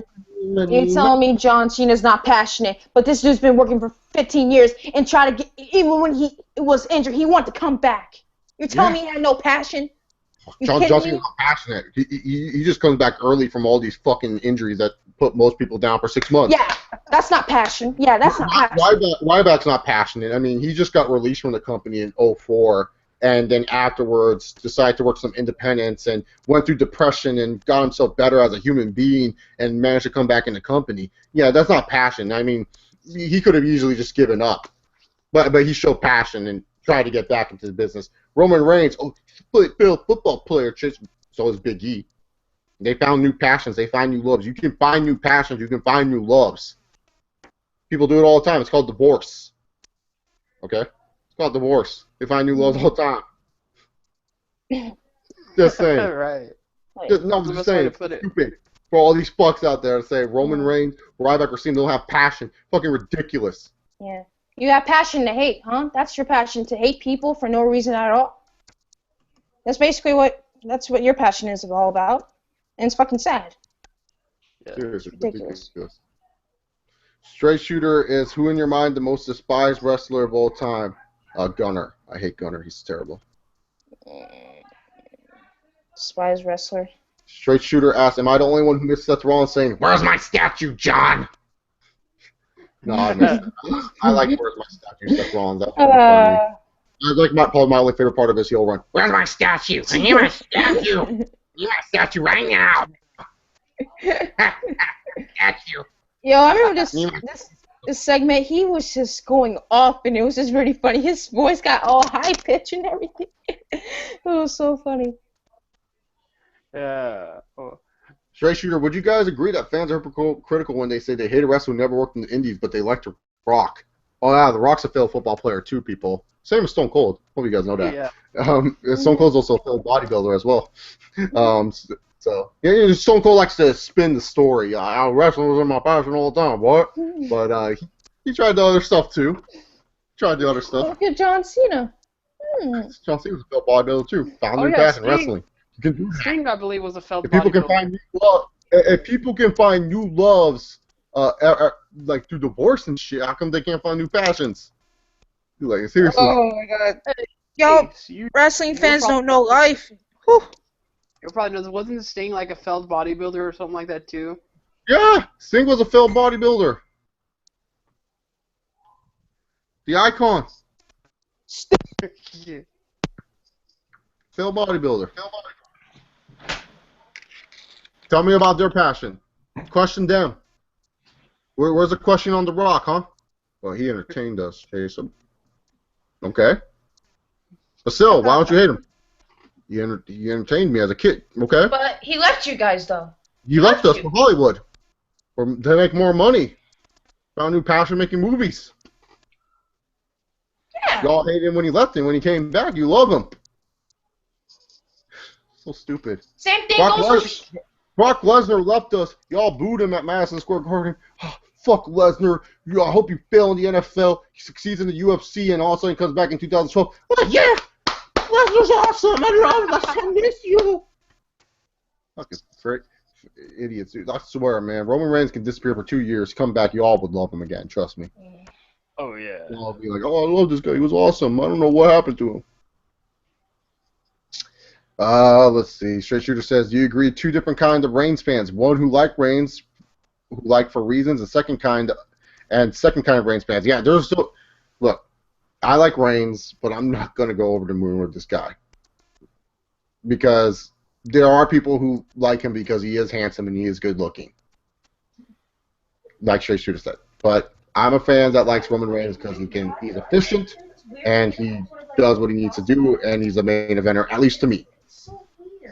Yeah, me, I like Roman Reigns for obvious reasons. Yes, I'm a girl. Yeah, he's hot, but I'm not gonna like him just because of his parents. I like him because he's different. He's cool. He can do a lot of the moves that a lot of guys can't. He's crisp in the ring. He can tell a story in the ring when he needs to. Yeah, and that's what I like from a wrestler who's clean, simple, and straight to the point. Yeah. Slapnuts 2000 asks, why do people think Roman Reigns sucks really bad? Why does he have to? These guys try cutting him from 5,000 trying to execute how he does. Exactly. These people say Roman Reigns sucks. Like, I'd like to see half of you guys go out there and try to cut a promo without thousands of people. Yeah, you can cut a promo inside of your own fucking basement or in your own room by yourself, but I guarantee you get in front of people. I got some random number from this random app. Is Miriam talking? Yes, Miriam's talking super loud. So anyways, you can practice your speech 1,000 times by yourself and memorize it. But you go into your speech class and there's like 20 people looking at you. You sometimes get a little bit temped up and nervous. It just depends on how you are as a person delivering. I know the most shyest person. Like in my speech class last year, there was this one girl, shyest motherfucker ever. Didn't talk to anyone. Just kind of kept to herself. But boy, when she spoke, holy shit, she was one of the best speech people ever. And then there would be the people who were hyperactive and talking, like myself a little bit. You know, I did well. I'm used to public speaking. I've done a fair share amount of it. So I know how to handle myself in that situation. But the people that didn't know how to handle themselves in that situation of talking to people, like, yeah, they play basketball games in front of people, but playing basketball and talking 2 different things, don't handle it. They don't know how to handle it. Yeah. Yeah, Red Wolf 306, I just give you moderation powers as well because you actually come for the other stuff besides Q&As too. So next time when a live pay-per-view review happens, Red Wolf, you hop on and I see your moderator, that'd be good because you can help get rid of all those people that say insensitive stuff in the comment section, such as the N-word, I don't know why people think I'm black. I'm white. Like, fuck. Do you see my skin color? How do I look fucking black? This is black people. No, okay, Aisha, straight up. Do I even pose to be a light-skinned person, like a light-skinned black person? You're not even close to being light-skinned. I know, and I get motherfuckers sometimes saying I'm black. Like, what the fuck? I think it's probably the way like your voice sounds, maybe, because a 'Cause lot of black people have your voice. Yeah, no, I have a deep voice. Everyone thinks I'm black when they first talk to me. Yeah, They go, "Oh man, I can understand. I can understand if people thought Chase was like Asian or something like that, because he does look a little Asian. But I am Asian. Oh, Everyone doesn't believe it. Everyone's like, "Oh, you're not Asian. You're white." Not every Asian looks like a fucking Chinese person.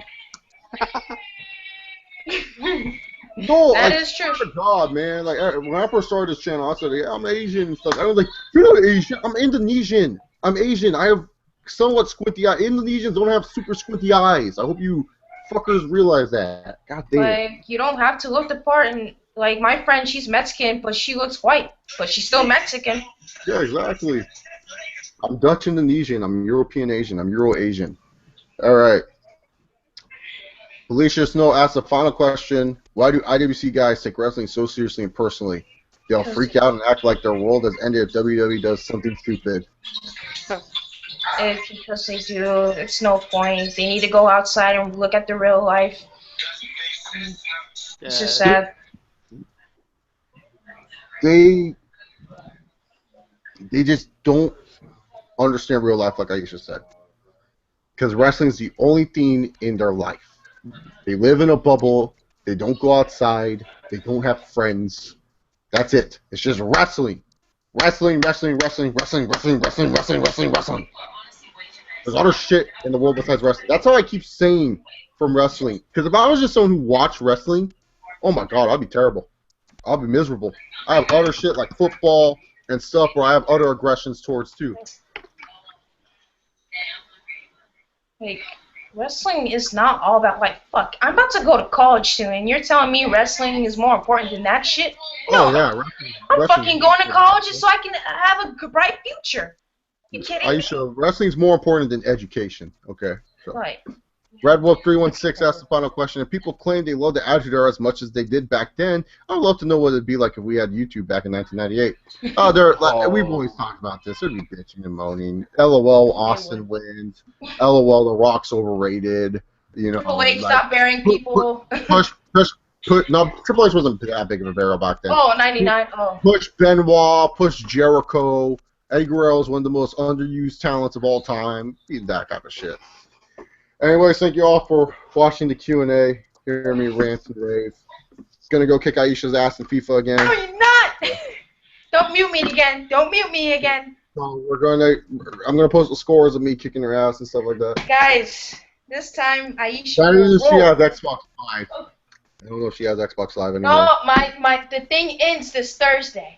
So. Okay, so we have today for me to kick her ass easy. Double A Star at Weston on PS4 and kick his ass for me. Yeah, it's heel John Cena, by the way. Heel John Cena. That is not your PS4 name. Yeah, it is. Oh my god, heel John Cena. What? I've ever heard in my life. That's how we're ending the Q&A. Shout out, that's her new name in the Q&A, heel John Cena. So for heel John Cena and Aisha Abbas, this is Chase Oliver. Enjoy your day. Thursday, got an MMA podcast with my boy Alan. He's back! Hey, Alan! And so that means we're also going to have the Wolverine voice. It's back, talking UFC 198 and other stuff. I don't know what Alan wants to talk about and stuff like that, but I know for sure we're going to talk about my boy Wolverine kicking the fuck out of Andre Arlovski. And that shit was crazy. UFC 198. Yeah, it was a great performance by me. And going to go on and become the heavyweight champion of the world because I'm the ring. So I'll see you guys later. Peace!